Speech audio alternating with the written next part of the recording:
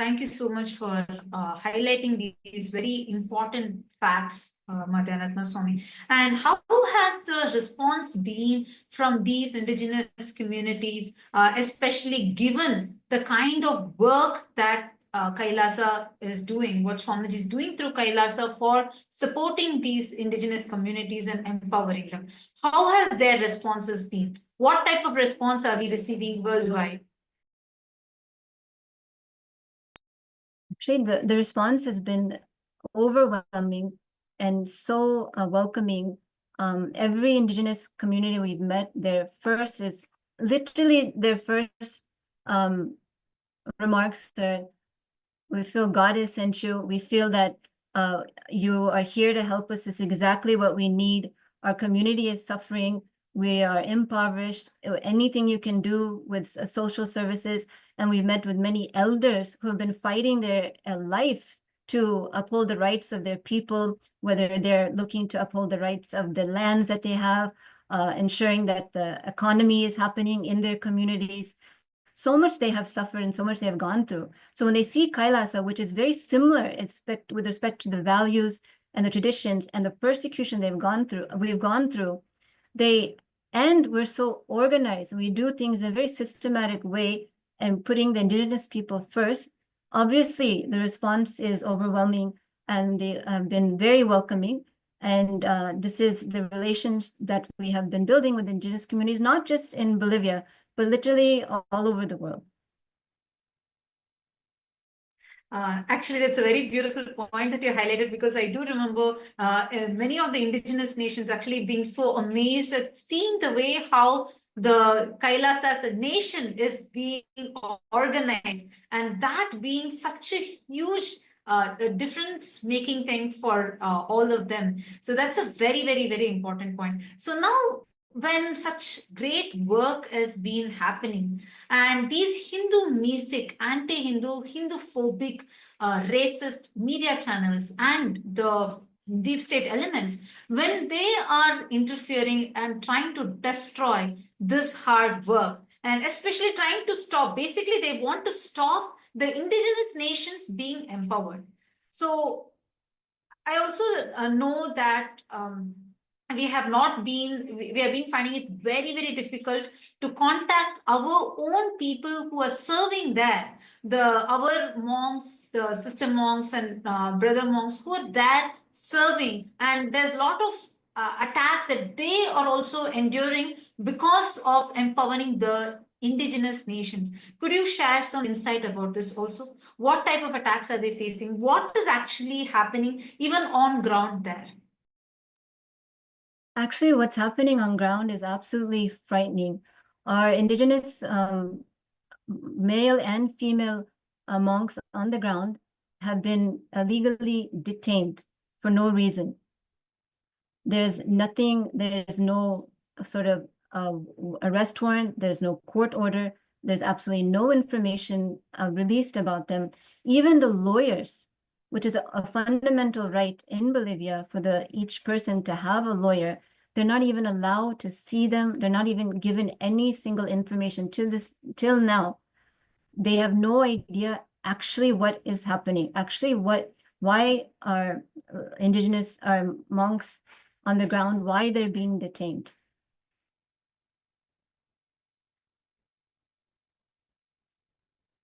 In fact, here I would like to speak about how the various details on how our monks, how our delegates in Bolivia who were there on the ground were actually attacked by the various deep state elements who were there and were actually at gunpoint threatened to their entire life. And things actually began when the various deep state news articles and media started publishing false information about KAILASA and KAILASA's intentions and how the indigenous were working. And in fact, if we look at it on the other side, the indigenous local presidents of the indigenous nations were completely in support and in favor of KAILASA. And that is how it started. And the next day, when our various different delegations wanted to go over to the purchasing of their basic necessities, what happened was at the port to depart for Santa Ana, a municipal truck had come through and they stopped the delegates from moving. This happened right at the morning, around 9 a.m. in the morning. And from 9 a.m., the truck was stopped, and there were various mobs who had actually come in. And the first person to arrive and show up was actually the mayor. The mayor had actually come in with his goons and thugs, and he started calling and mobilizing other thugs in their local locality. And that is when others started coming in. And by around 11 a.m., the team, the delegation locally, had boarded the boat for them to go and get their basic supplies so that they can continue living there peacefully. But during this time, over 70 individuals, and including agitated women, encircled and started screaming and recording and holding the delegates locally at gunpoint. We'll also be projecting the images for every one of you, where you will see that they were holding rifles in their hand and they were standing there encircling our delegates who are there on the ground, and they threatened our delegates, our volunteers, from moving from that place despite no wrong on their part. And our delegates, these monks, also have humanitarian visa in Bolivia, and they're all legally approved by the immigration to serve and to conduct various humanitarian services which are there. But despite all of this, our delegates on the ground were threatened, they were manhandled, they were literally pushed out of the boat with the idea to eliminate them on the ground itself. And this was all directed by the mayor. As per the UDHI Article 3, the right to security was breached by the deep state. And ICCPR Article 12 very clearly states about the freedom of movement. And over that, the local authorities, the deep state unlawfully blocked the departure of our delegates, despite valid visas that they held in their possession, and holding rifles and guns and holding us at gunpoint. So this is what happened early in the morning between 9 to 11 a.m. And in the scorching sun, they had tried to push them away into the water, trying to kill them on the spot. And at around 11:30 a.m., while boarding the boat, the mob members pulled out the bags of our delegates, our monks, and they started threatening, they started shoving one of our delegates. They were grabbed and beaten on the ground, causing them to fall on the ground, puncturing their foot, causing them to bleed. And all of this was intervened by a couple of our other delegates so that they are stopped from being dragged and pushed into the water and being terminated. This is what was going on the ground. And these are all the monks of the sovereign order of KAILASA, Nithyananda. It is these monks who went there, giving up all their life, giving up all their so-called wealth and everything just to serve people, just to serve the community. And this is what they had faced. And the persecution that we went through, that we have been going through even now as we speak, is just tremendous. When we look at it, one of the other monks, the necklace was ripped off. The necklace was ripped off the neck. It was not removed, it was just ripped off the neck, which hurt, directly started bleeding the delegate, the monk who was there. And they were specifically left in the scorching sun so that they would have sunburns. They were categorically denied access to food and water. And there was very little space for people to even be there because the people had barged into the boat trying to push them off. And even as you can see in the photos, people started climbing into the boat, and even the people with rifles were standing right beside them closely, trying to threaten them and their life. And this is what was going on. And continuously, this attack never stopped. And this violated various articles, whether you take the UDHR Article 5, which is directly towards the freedom from torture and cruel treatment. This is even if you are a person who is accused, you still have these rights that are vested in you.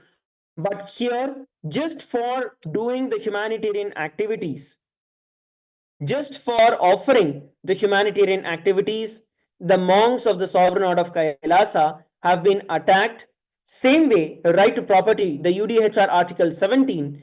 This shows our right to the sacred religious artifacts. And on the other side, in contrary, they were denied, they were ripped off the religious marks that were there. So these are the various different things that we're looking at that had happened in the initial hours.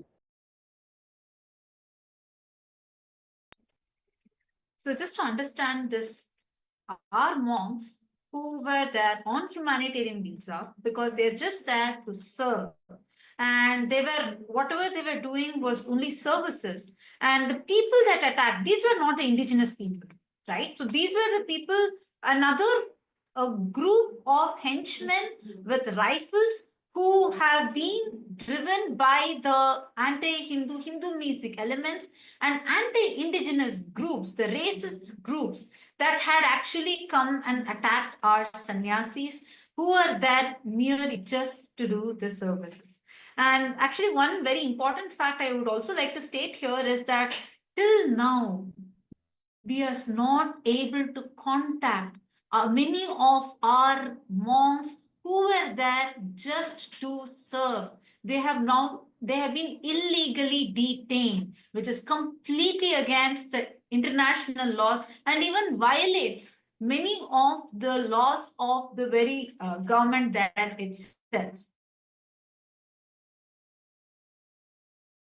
You can see here how our monks have been circled with people. And you can see mob gathering here, and you can see how our monks who were serving, the very monks who were serving, this video actually shows to all of you how the very monks who were serving there, doing the service to the country there, they're all surrounded and mobbed by so many people that are gathering that each of these were directly the entire thing was directly enacted by the deep state elements who actively came on ground and harassed the monks and threatened the monks at the gun point. And you can see our monk here is pleading. He's actually folding his hands and he's pleading the people there. And continuously you can see so many people, mob gathering around, and our monks trying to explain to them the whole situation, and press and media.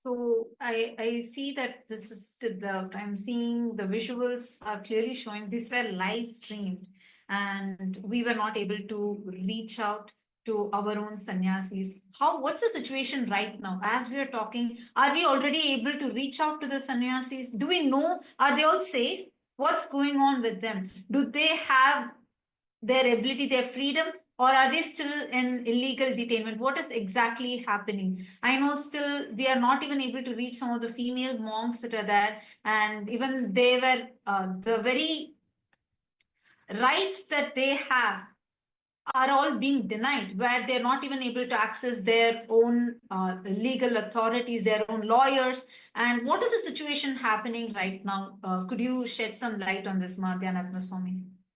Actually, the truth is we don't know. We've lost all contact with them since morning. They have not been available. We don't know if they are, how they're being treated. Do they have food, water?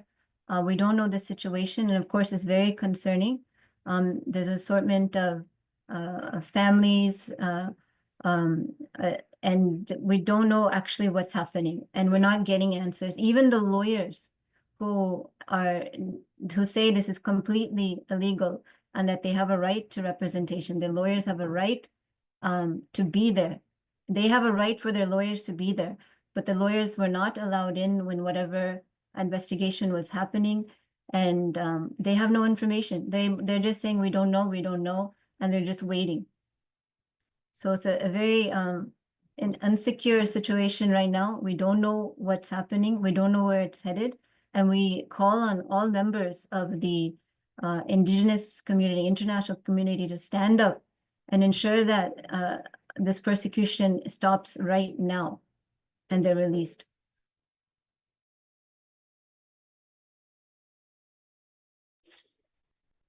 Yes, it's very, very disturbing to know this, because we have lost communication with the monks who are living internationally right now over there, and we do not know what's the situation with them. And it's so scary actually, because both sides, female monks, male monks, both of them have been very unreachable right now. We have been trying, especially I know for the female monks especially, we've been trying to reach them. We've been trying to establish communications with them. Even their own lawyers are not being let to meet the people on ground. And this is something frightening, because this is completely against the laws. And most importantly for us to remember, these are the monks who are from various different countries, well educated, from various different backgrounds, who have left everything and come there to serve the people, to serve all the indigenous people. And this is how they are being threatened. I mean, you can literally see here in the pictures, circled for all of you. Here you can see how they're standing here with weapons, rifles. They were threatened with rifle at gunpoint. They were boat trapped. They were not allowed to, the monks who are from various different backgrounds. We have people from the US, various citizens from various different countries who left their high-paying jobs, their education, everything to come and serve the indigenous people and to serve the communities there, and have been serving. They have been serving for many, many months now, working around with the people, conducting various different initiatives, various different activities, including Annadan, free food distribution, yoga classes, mental health and wellness support classes, and so on. And today, they are being threatened at gunpoint. They're being threatened to their life. And I also see a question from a YouTuber. Ma Durjati has asked, they were held on gunpoint. Yes, Ma, that is a rifle image that we just zoomed in and showed to you, that these were the people, they were actually held. We could only gather very few visuals, because the sannyasis there have been cut off from communication. They are under illegal detention in the hands of these racist deep state elements. So the situation right now is very, very serious, and this is a clear persecution happening right now, as all of us can see. So this is what is happening right now. And we also want to encourage any of the viewers, see, this is live right now, and any question you have, feel free to post it here. I'm seeing a viewer named Ma Sonali Gupta who has posted in YouTube. Do we know what triggered all of this? Why is this attack happening? See, the attack is happening just because these indigenous nations, these indigenous people are being empowered. And it is a racist Hindu music attack by the media, nothing else. Just because KAILASA stands for indigenous rights, reviving the indigenous cultures and traditions, just because of that, we are being attacked. And these indigenous people globally, if you see, they are fighting so hard, for example, just to preserve their forest. We can see so many examples of them globally fighting so hard to prevent deforestation, which is very, very important to mitigate global warming, for example. But even for that, something that is so critical, they do not get any kind of support. They keep, they keep fighting for years and years and years, but nothing comes out of it. So just because KAILASA, Swamiji is giving them support, is empowering them so that they have a voice, so that they get the confidence to fight for their culture, for their traditions, fight for their environment. Just because of that, we are being persecuted, we are being attacked.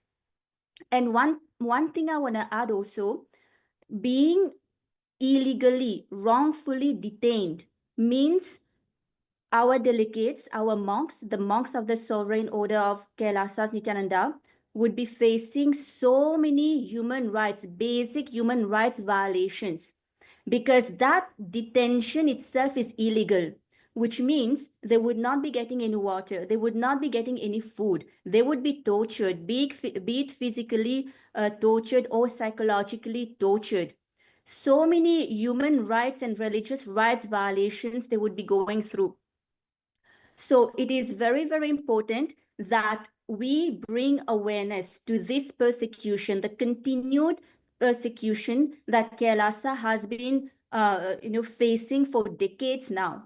Just because we want to bring global peace, just because Swamiji is working so hard to bridge the gap between the ancient nations, the indigenous nations, and all people, just for the sake of global peace and coexistence among all people. And I would actually like to add over to you, Ma.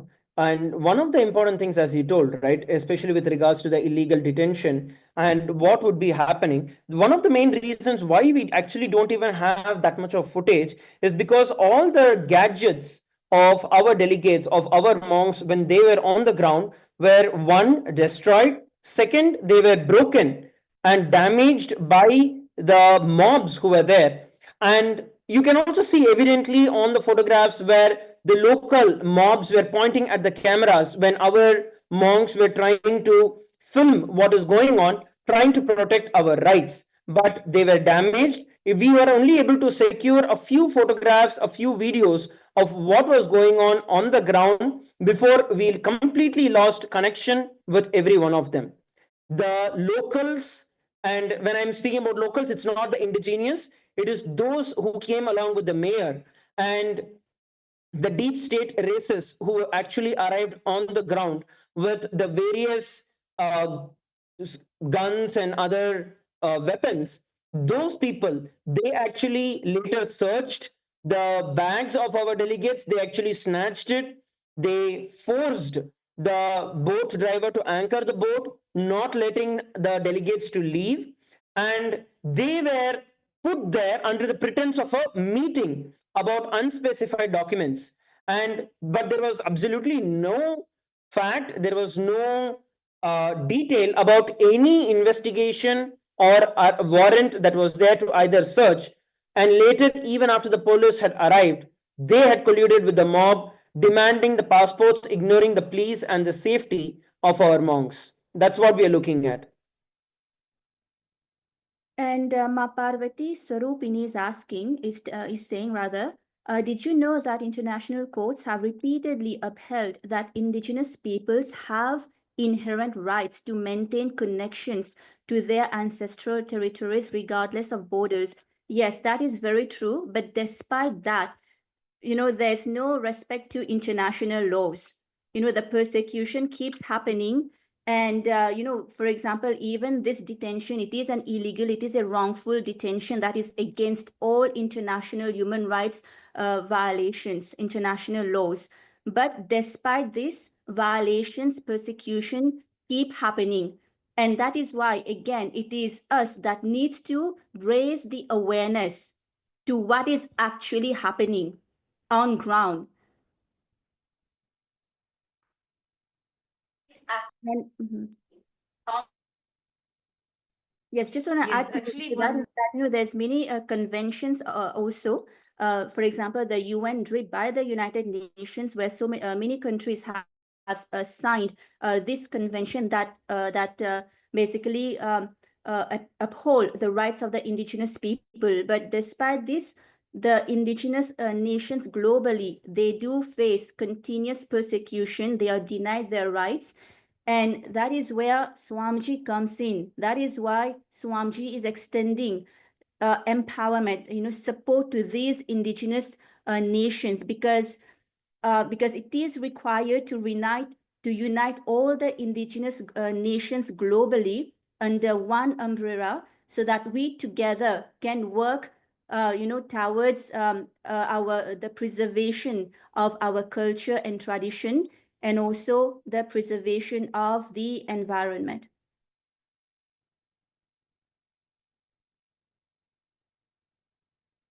As you had very rightly put it over here, Ma, one of the main other reasons why we are also looking at this is because the reason that it is not just local forces. I think one of the questions that we are also receiving is that is it just the local forces who are behind this, or is there some other local political power play that is responsible, or is it deeper than that?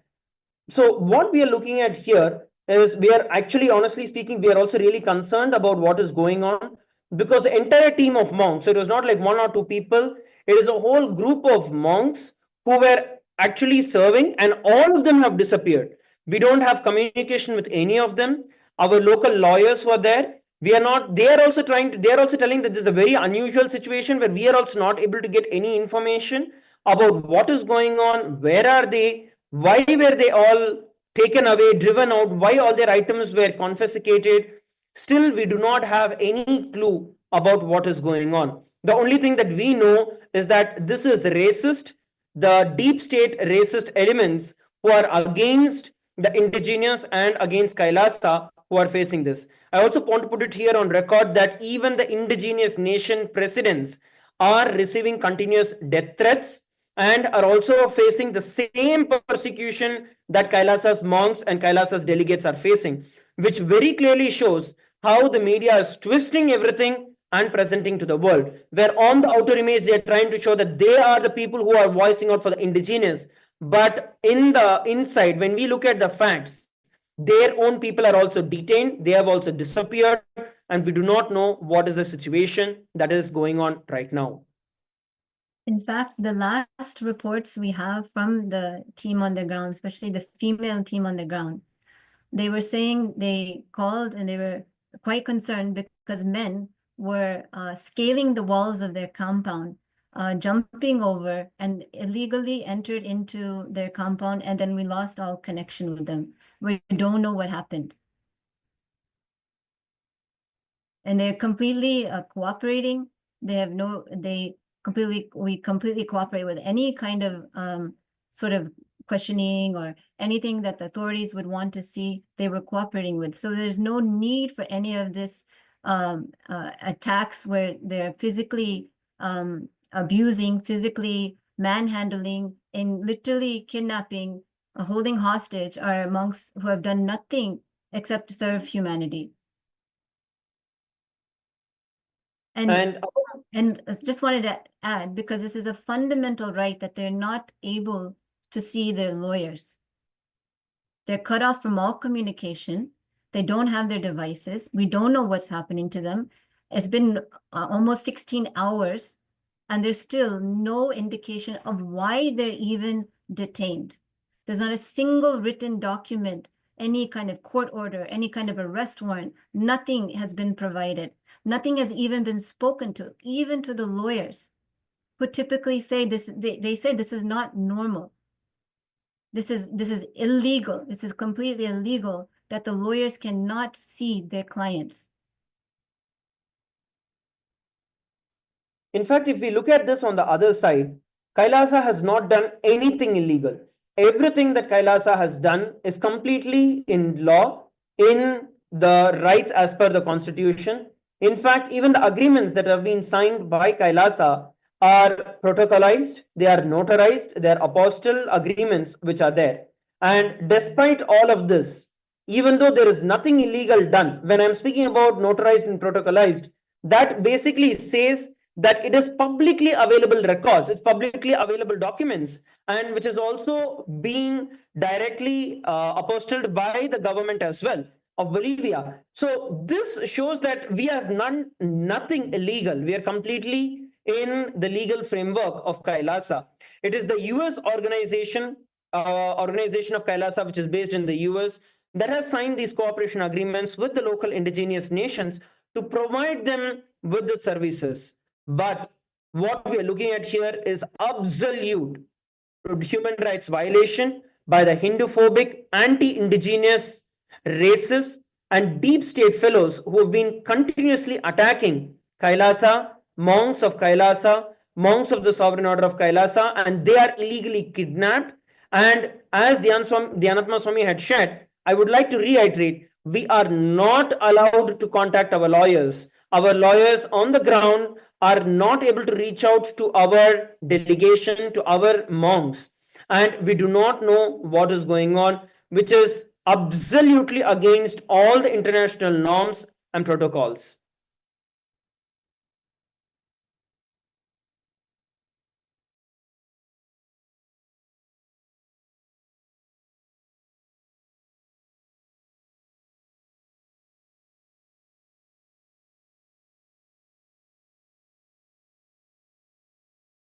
See, it's not just, it's also against all international human rights violations that are happening to these, to our monks, right?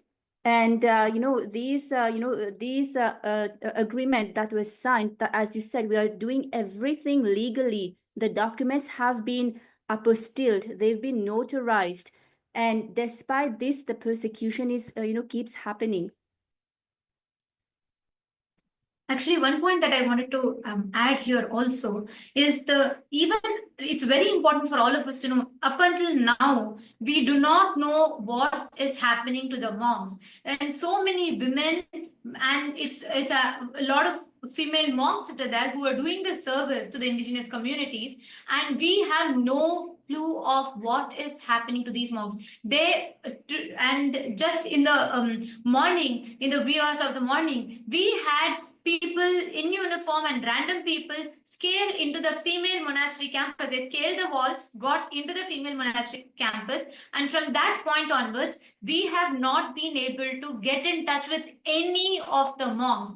All the female monks who are different, so people from different countries around the world who have come, who have been there to serve the people, serve the indigenous communities, we have not been able to get in touch with them. We do not know whatsoever is happening with the monks. Our lawyers have tried.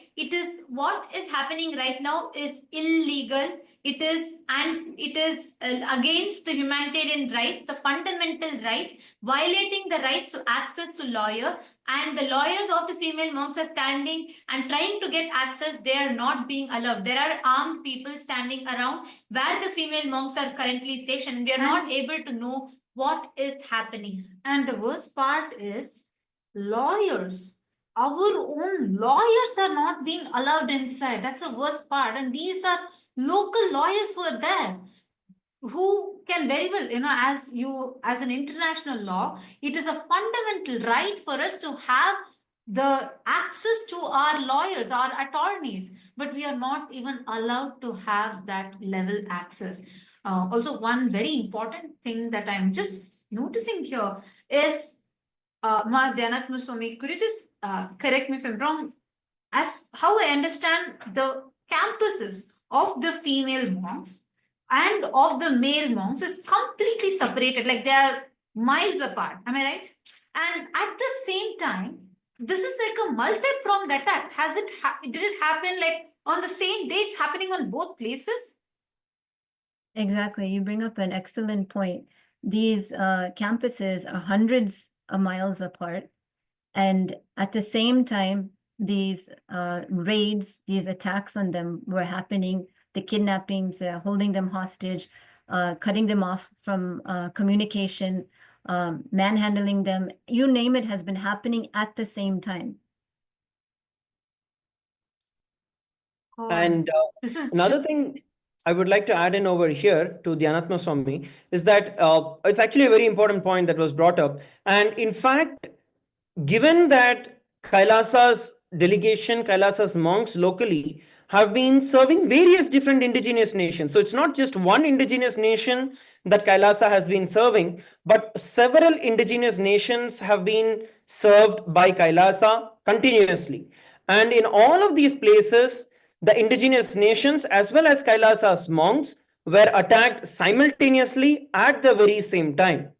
And this was actually a very well planned, targeted attack. Because as we can see in the media over the last almost a week's time now, that the racist media, the anti-indigenous media, was publishing fake articles and deep state articles in the social media, in the mainstream media, that was instigating the locals or the others other than the indigenous to be prepared for what was going to happen, so they can cover the entire thing as an attack on the indigenous, completely convoluting the entire ideology that is there. They did not even take any statements from the actual indigenous people who are there on the ground.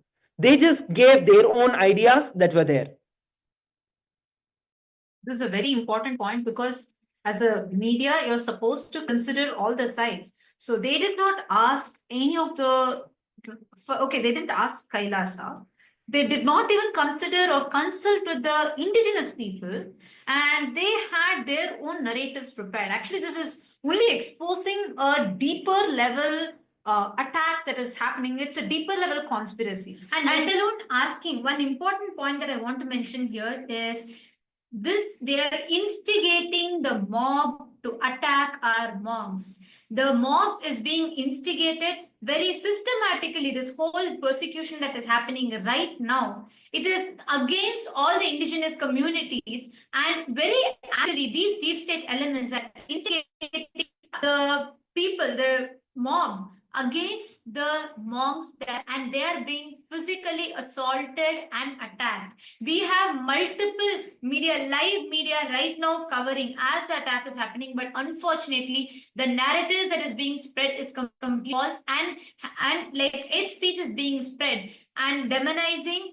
and vilifying what the services that KAILASA is doing, and instigating mob to attack the monks of KAILASA. Till now, all our female monks have been illegally kidnapped. We do not know where they are. We do not know if they are safe. They are young monks. There's so many different women from different countries who are there. We do not know if they are safe. We are not able to, all their devices have been illegally confiscated, and they are not allowed to talk. They have not been allowed to interact with us whatsoever. Our lawyers are not able to reach them right now as we talk. Already so many hours have passed, almost a day has passed. We do not know the status of our sister monks. So I'm seeing a question from Robin Taylor. She's asking, why is it always the female sannyasis? Why do they always attack the female sannyasis? I don't get it. It's actually not just the female sannyasis that are getting attacked. They are attacking indigenous people. They are actually targeting the different indigenous people,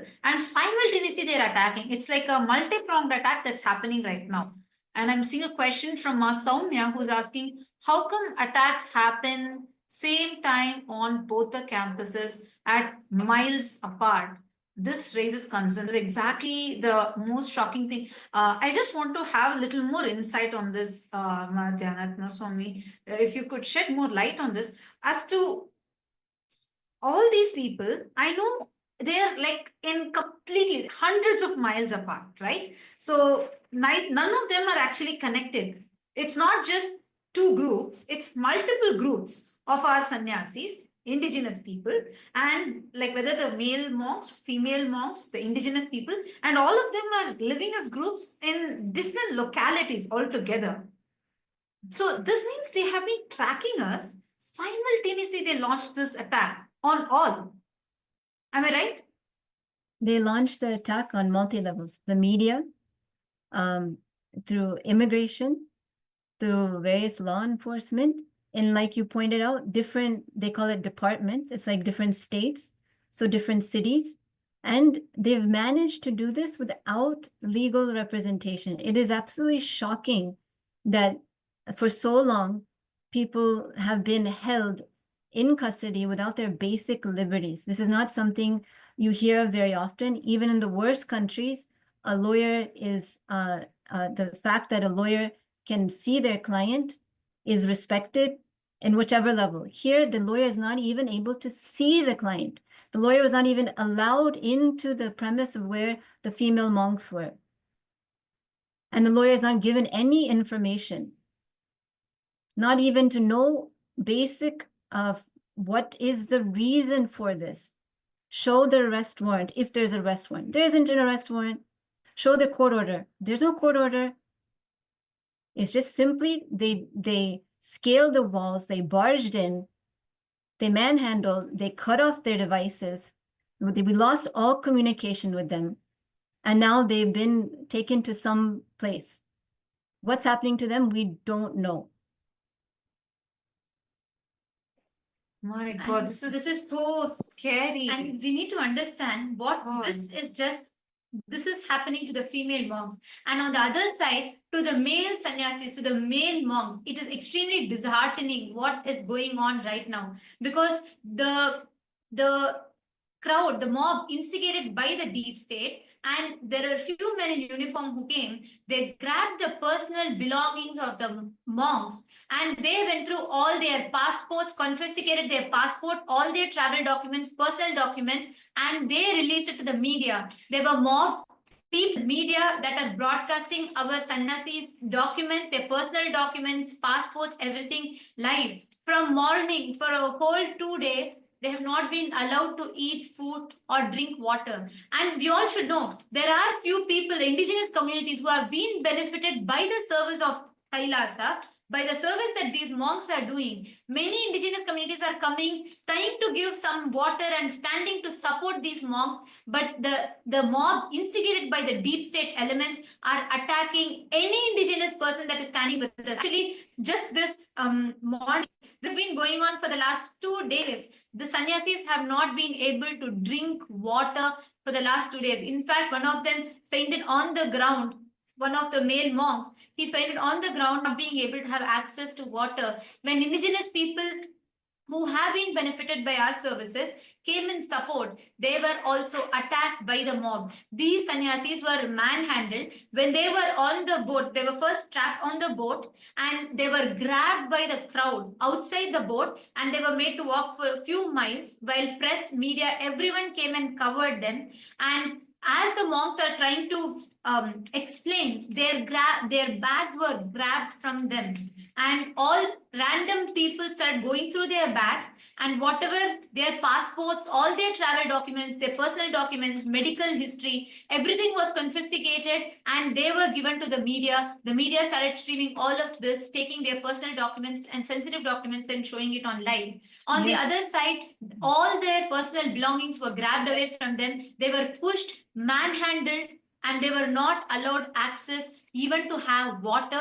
They literally, the sannyasi fainted on the ground because of not having even a morsel of food or water for almost 48 hours now. Yeah, and I wanted to add to that. The scene was absolutely horrifying for our male monks. Okay, first of all, they, as you noted, they were manhandled. They were pulled off a boat. They were prevented from just simply going to the town to get supplies. And these are very simple beings. They built the house they are in with their own hands. It is a most simple accommodation that they built from the scratch, just so that they could have shelter and do the services in the community, the indigenous community. But in return, they were beaten, they were dragged off the boat, they were held at gunpoint. And then when they were forced to go to the center of the city, they were surrounded by the mayor and his henchmen, and they went through all of their belongings, trying to humiliate them. There were many people videotaping, recording the whole scene, went through all of their baggings in public. There's literally like 100 people watching. Is this an investigation? Is this law and order? It's a complete banana republic. How can this happen when people have simply dedicated their lives? They've taken vows of poverty. They've taken vows of austerity, simply just for living for others. And this is the repayment that they get.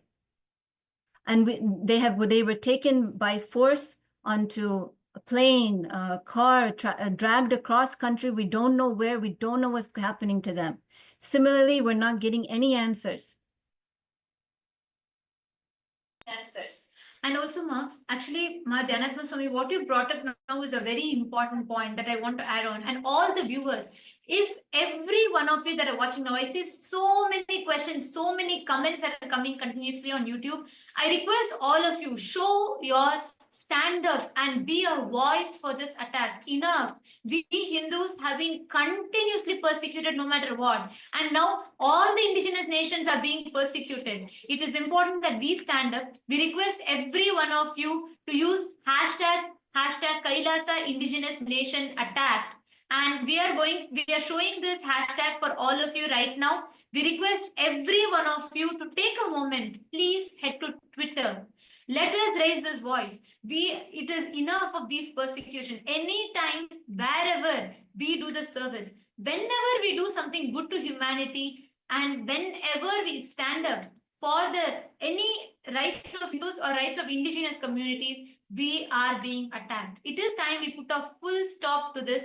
We need to raise it to the international, all the humanitarian watchdogs, all the different international humanitarian organizations. People need to know the truth of these attacks and persecutions that we are facing. And right now, as we talk, I see so many people, Ma Sonali, Ma Soumya, Sri Divya, Ma Patricia, and Ma Jing, Susan, Sandhya Nambiar, Hilde, and I have so many people, the comments actually flooding in support right now. But I request all of you to please take to Twitter. Use hashtag KAILASA Indigenous. Sorry, we request all of you to use hashtag KAILASA Indigenous Nation Attack, and please post, tweet, make the tweet. And right now, even as we talk, we have multiple Kailasas being attacked, the multiple places where one side, all the female monks, we have no idea. We don't even have access to them. There are so many young women who all came just to serve the indigenous community. They are being attacked. And on the other hand, our sannyasis, the monks, the male sannyasis are being attacked by the mob and crowd. The deep state elements have handed them off to the crowd. The crowd is manhandling them right now as we talk. We are not able to reach their personal belongings, including their phones. Everything has been grabbed. There are people with rifle and literally they're threatening them to the gunpoint, and they're forcing them with all their documents being taken away. They have not had a morsel of food or water, with one of our sannyasis even fainting there on ground. They have not had access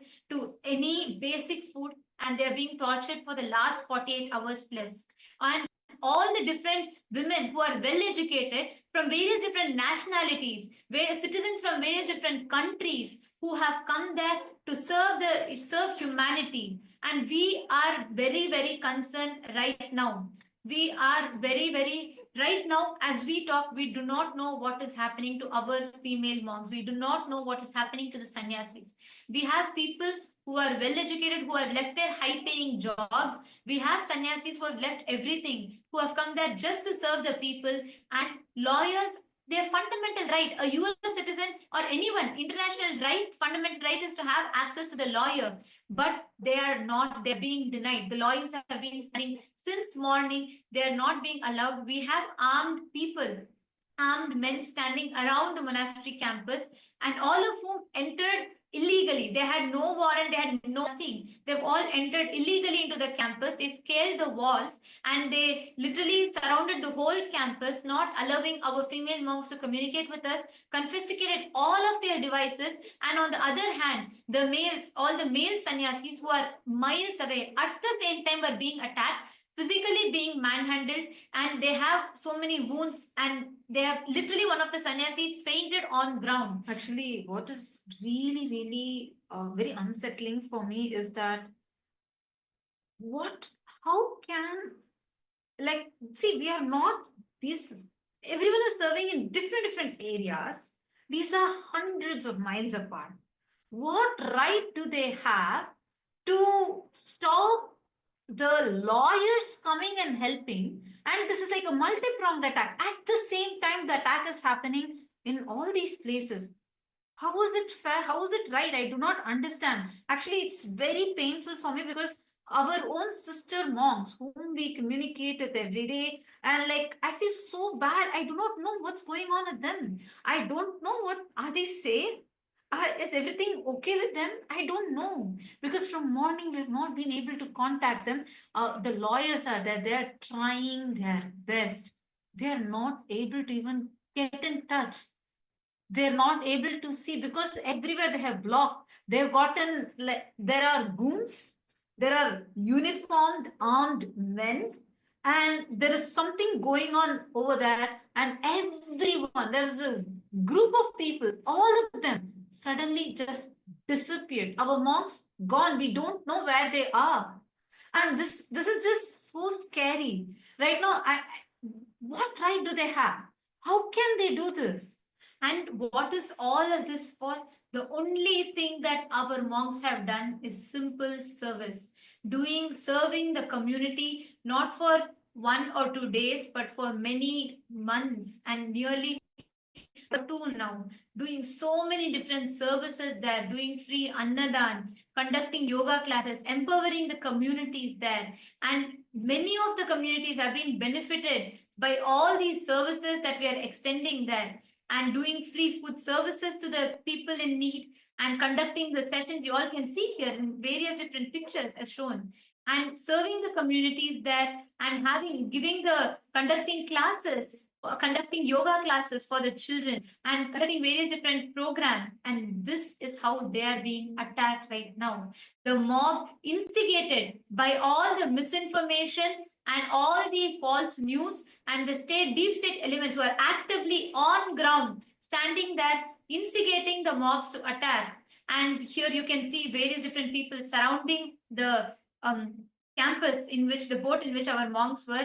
And here you can see the man standing here with a rifle. And these are just few pictures that we were able to gather from, but we still are not having access. We do not know what is happening with our monks. We are not able to come in contact with them. We are not able to get in touch with them. We do not know what is happening to them right now as we talk. Actually, we are requesting and pleading with every single one of you. It's too disheartening, and I have no words to express. We really request every single one of you. We need your voices. We need every one of you to voice out this right now. It's so important. It's like, how is it happening right now? We are supposedly in the world with the most communication. We are in a world where social media, AI is there, and this is the situation. What's going on? How can we have the persecution happen right now, what we call as the most modern, very tech-savvy era where the communication is at the highest? How can we allow persecution to happen right now? No, we need to stop this. Please take a moment. I request all of you, share with everyone, plead everyone, every single one. This is not just an issue, not even just for Hindus. No, this is for humanity, because indigenous people are getting attacked. Already, so many indigenous civilizations have been demolished. We need to say this right now. We request all of you, please take a moment. Please use the hashtag Kailasa Indigenous Nation Attack, and please go ahead, share this with everyone. We need all of your voices. Any questions you have, please come to the YouTube live right now. You can post it in the comment section. We are ready to answer you. This is a humble request.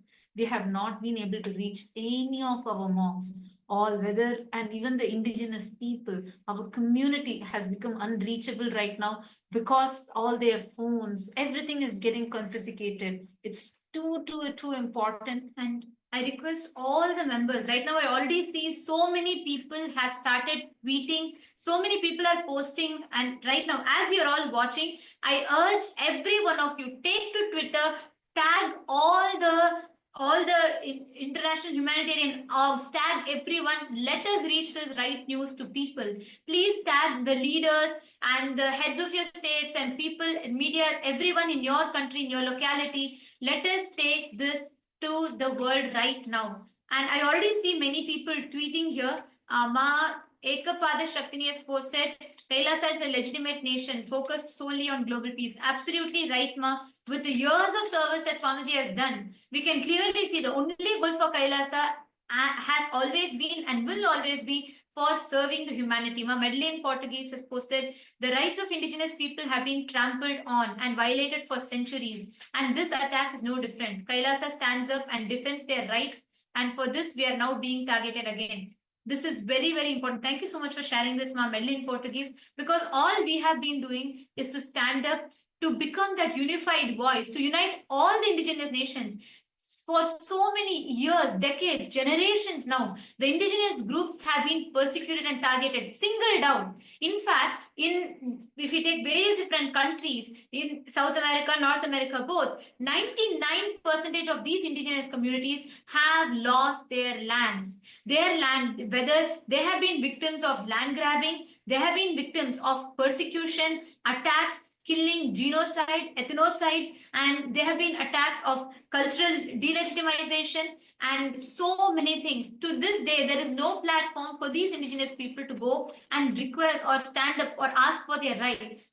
It is for the first time, Swamiji, that united all the indigenous nations from around the world, became a unified platforms. We have over 100 indigenous nations that has come together, and this scale of the revival that is happening is what exactly the deep state elements are not able to handle, which is why even here, as soon as seeing the active service that Swamiji has been doing, that continuously these attacks are happening. We have KAILASA Singapore that has posted Bolivian journalists have a duty to report the truth. They have fueled a racist attack on Kailasa's indigenous Hindu traditions.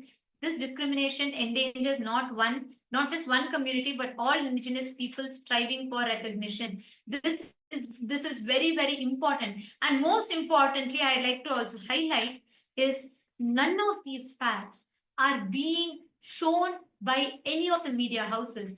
All misinformation, fake news, and false allegations are being spread, propagated by the deep state backed medias, the politically backed deep state owned medias, which are continuously propagating negative hate speech, that are propagating false news, fake news, and instigating people to attack. In fact, just yesterday evening, we had a whole group of the deep state elements that surrounded the monks, the male sannyasis. Throughout the day they were there, and they got in a lot of these deep state press and media that came, and they started literally shoving the camera on the faces of our monks. They started physically assaulting the male sannyasis. They were not allowed to go anywhere. They were not allowed to move, and they had so many wounds. They were bleeding because of the attack that mob was having, because they instigated the mob. The mob was angry, and they were manhandling the sannyasis there, and they were not getting any protection from any of the officials whatsoever, because the deep state, the politicians were standing on the ground and masterminding this entire attack.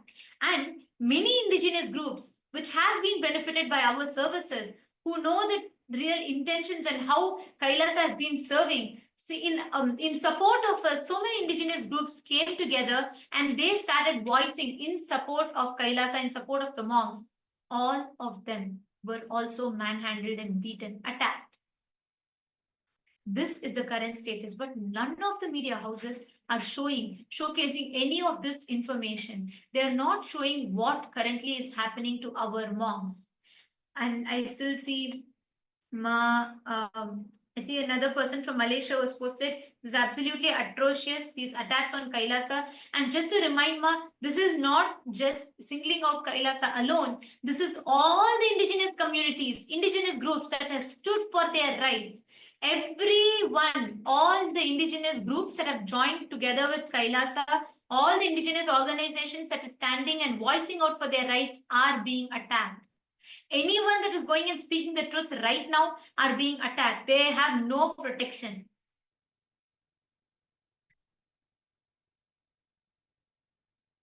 Actually, a very important thing right now is what's happening right now, as all of us are talking, is understand, as we were mentioning, this attack which is happening is being done on many of the indigenous nations, and every indigenous nations that are standing, voicing out even to support the people who are getting attacked.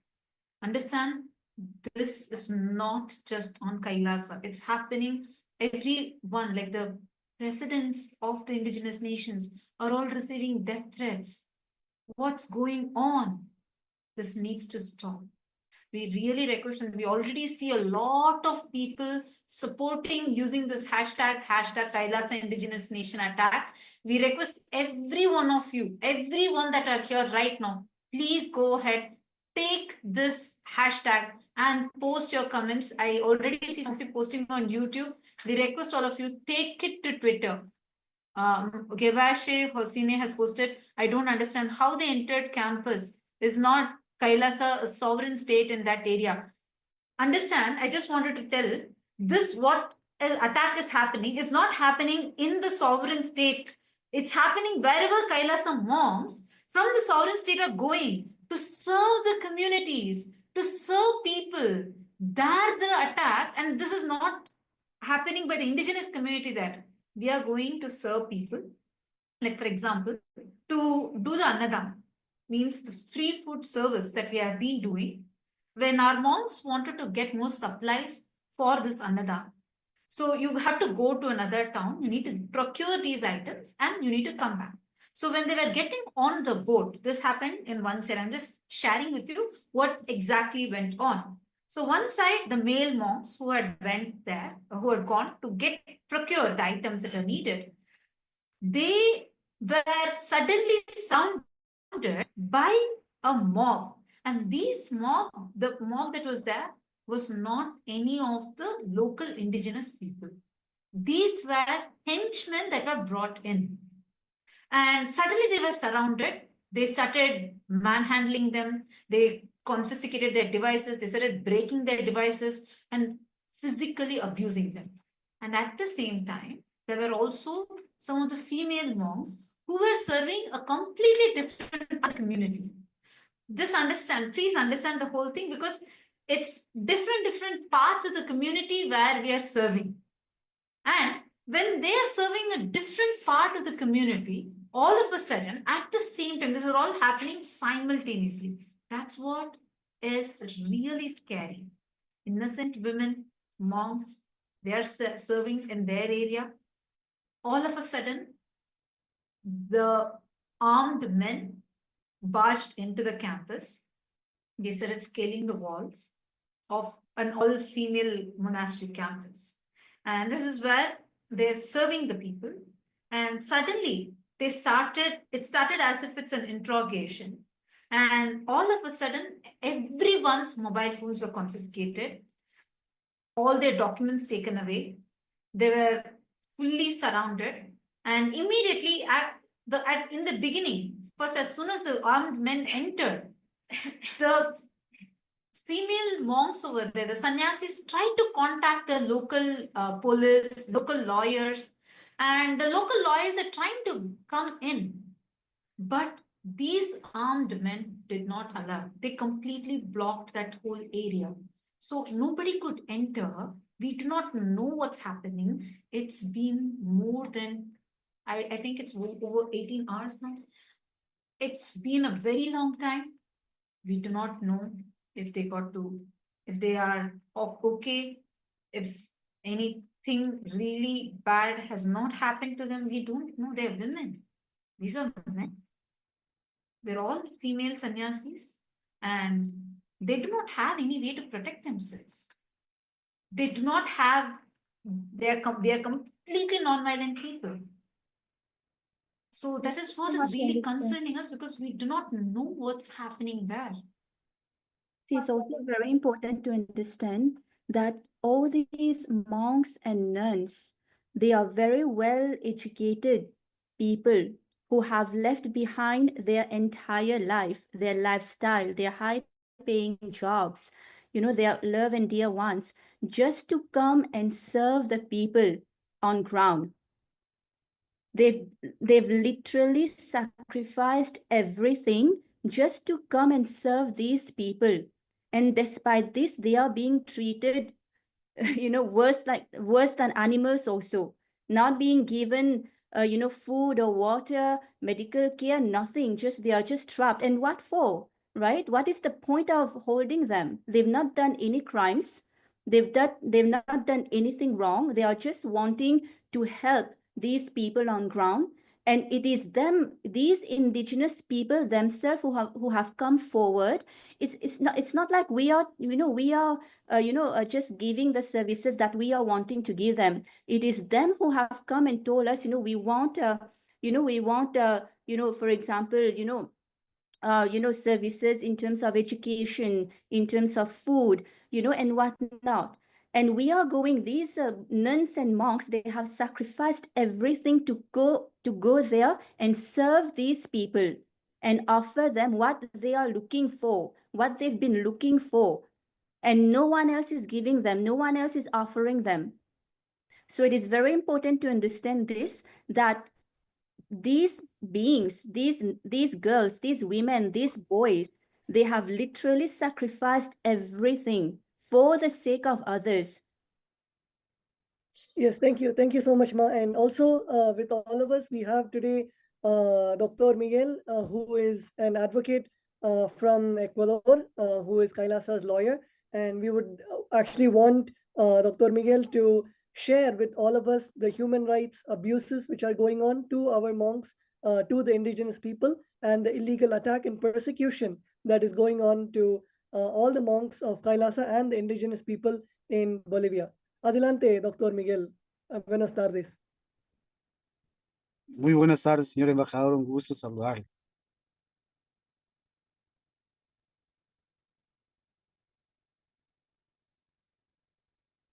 Hola. Sí, escucha. Podemos Perfecto. empezar, doctor Miguel. Sí. Bueno, lo que debo comentar es que las personas son monjes, son sannyasis que han llegado a las comunidades indígenas ancestrales de Bolivia para realizar trabajo humanitario, servicios de yoga, servicios de educación, de salud, ¿sí? Sin embargo, por prestar estos servicios han sido mal observados por algunas personas de algunas comunidades que, desconociendo la realidad de los servicios que prestan los monjes, los sannyasis de KAILASA, los han retenido de forma injusta, ¿sí? Ahora tenemos conocimiento que los monjes están retenidos sin ninguna justificación por parte de migración, por parte del gobierno de Bolivia. Es decir, los han trasladado desde las comunidades hasta el Beni, a la migración de Beni. En otro caso, el domicilio donde vivían o residían ha sido allanado. Sin embargo, hasta la presente fecha y hora, se desconoce cuáles son los cargos que se imputan o se acusan a nuestros monjes o sannyasis, ¿sí? Entonces, estamos en esa situación de averiguar cuál es la situación jurídica de los monjes de KAILASA. Como dije, e insisto, ellos lo único que han hecho es prestar servicios gratuitos, servicios humanitarios para los pueblos originarios de Bolivia.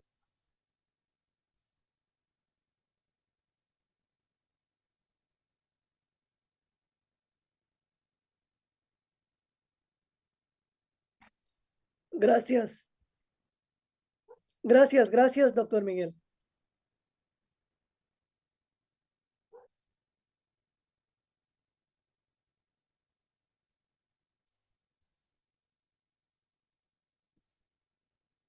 ¿Alguna pregunta, ¿Te por gustaría favor? compartir más? Sí. Bueno, efectivamente. Entonces, ahora se está realizando las acciones judiciales correspondientes con la finalidad de que el Estado boliviano determine la situación jurídica de los sannyasis o monjes de KAILASA. Como dije, esa es la preocupación apremiante ahora. ¿Por qué? Porque se han violado los derechos humanos de los monjes. Recordemos que Bolivia es signatario de la Declaración Universal de Derechos Humanos, del Pacto de San José y muchos pactos, tratados y convenios internacionales, ¿sí?, que tutelan y protegen la individualidad, ¿sí?, el derecho a la vida, a la integridad física y psicológica de todo ser humano, indistintamente de la acción o acto que haya cometido, pero que en este caso de nuestros monjes no han cometido ninguna infracción penal, ¿sí? ¿Por qué? Porque ellos lo único que han hecho es trasladarse a las comunidades a prestar los servicios humanitarios. No existe ninguna infracción penal que haya sido cometido por ellos. Por lo tanto, su detención o retención, tanto en migración, tanto en las diferentes instituciones, así como el allanamiento, ¿sí?, del lugar o casa de habitación, es totalmente ilegal. Lo que debe hacer el gobierno boliviano es poner en libertad de manera inmediata a los monjes, porque incluso su situación jurídica en cuanto a migración, su estatus migratorio es legítima, es legal. No han excedido los plazos determinados por migración, de tal manera que al no existir ningún cargo, ninguna acción ilícita por parte de ellos, tampoco haber o estar en una situación migratoria ilegal, su permanencia en Bolivia, por lo tanto, deben ser ordenada de manera inmediata su libertad. No se puede tener a los monjes privados de la libertad. Es por eso que nosotros hemos iniciado ya la acción legal correspondiente con la finalidad de que el gobierno boliviano determine su ubicación, su estatus jurídico, cuáles son los cargos que se imputan a nuestros monjes, con la finalidad de ¿qué? De demostrar, ¿sí?, de que primeramente se violaron los derechos humanos de los monjes y segundo, de que no existe ningún cargo, ninguna responsabilidad de ninguna naturaleza que comprometa su situación jurídica. Por lo tanto, nosotros vamos a exigir que el Estado boliviano, ¿sí?, no se deje llevar, ¿sí?, no se deje llevar por las falsas acusaciones que salen en redes sociales, como que KAILASA ha comprado tierras, como que KAILASA tiene tierras para explotar a los pueblos indígenas, para explotar recursos naturales. KAILASA lo único que hace es proteger los derechos culturales y ancestrales de los pueblos indígenas. Por eso ha enviado a los monjes a sus territorios, ¿sí?, para que ellos trabajen conjuntamente con los pueblos indígenas y así en algún momento puedan también llegar a tener conocimiento, ¿sí?, en todos los aspectos y puedan tener una vida digna. Nosotros no nos involucramos en actividades políticas, ¿sí? Lo único que nos mueve a nosotros es apoyar y trabajar con las comunidades y pueblos indígenas del mundo. Eso es lo que nos mueve. Y mientras tanto, como digo, insisto, ratifico de que nuestros sannyasis han sido vulnerados sus derechos humanos y por lo tanto el gobierno boliviano debe responder por eso, por cuanto que no existe ningún acto ilegal cometido por parte de los monjes o sannyasis que se encuentran ilegítimamente retenidos en la ciudad, en el sector de migración del Estado boliviano. Gracias, gracias, Dr. Miguel. And to translate for everybody watching us live on the various social media platforms, Dr. Miguel was, as a lawyer, giving his legal opinion on the current injustice that has been happening to our indigenous people and to our monks, which are happening right now. And Senor Miguel was talking about the rights, the human rights of the various international treaties, various international conventions, and how the basic human rights have been denied to our monks, to the indigenous people. Dr. Miguel was also talking about how that in this case, our monks have only been coming to provide humanitarian services, providing free food, providing free education, literally helping the indigenous communities of Bolivia. And this is the response that they receive, that their basic human rights are being denied, whether psychologically, whether physically, their basic human rights are being denied, and they have not committed any criminal offenses. They have not done anything. They are literally monks who are providing humanitarian service for the welfare of the indigenous people. In fact, the indigenous people were so welcoming to KAILASA, were so welcoming with the monks, and literally had an emotional attachment with the monks that they were so upset when this is happening personally, whether it is the presidents of the indigenous people, whether it is the community leaders of the indigenous people, were so upset that this is happening to KAILASA, that it is happening to the monks of KAILASA who helped them all these months, all these years. And Senor Miguel was also talking about the human rights which were violated, and there is all the accusations that have been coming on social media are totally false, like whether Kailasa has bought land or Kailasa exploits the indigenous land of the indigenous people to exploit the natural resources. All of these are completely false. As we had mentioned earlier, Kailasa is very much aligned. Our treaties, our actions, Kailasa holds the highest principles of non-violence. Our monks take the vow of non-violence, where we do not even hurt plants or animals, forget about natural resources, trying to hurt the ecosystem. And Senor Miguel was talking about all of these as completely false and just false accusations which are floating around in social media, and again reiterated that the monks of Kailasa only were there to provide humanitarian work and to help the indigenous communities, and for the international community to recognize this and to share this with every single person, to uphold the rights, the human rights, the basic human rights of our monks, and to tell the whole international community the truth about what is happening to Kailasa and the indigenous people in Bolivia. Kailasa, Bolivia. We thank Dr. Miguel for this. Actually, just to give a quick brief, it is this attorney, Dr. Miguel, attorney here with us. He was the one who was there on ground. He was also one of the lawyers who were there on ground trying to get justice, to somehow contact our female sannyasis, to somehow get in touch.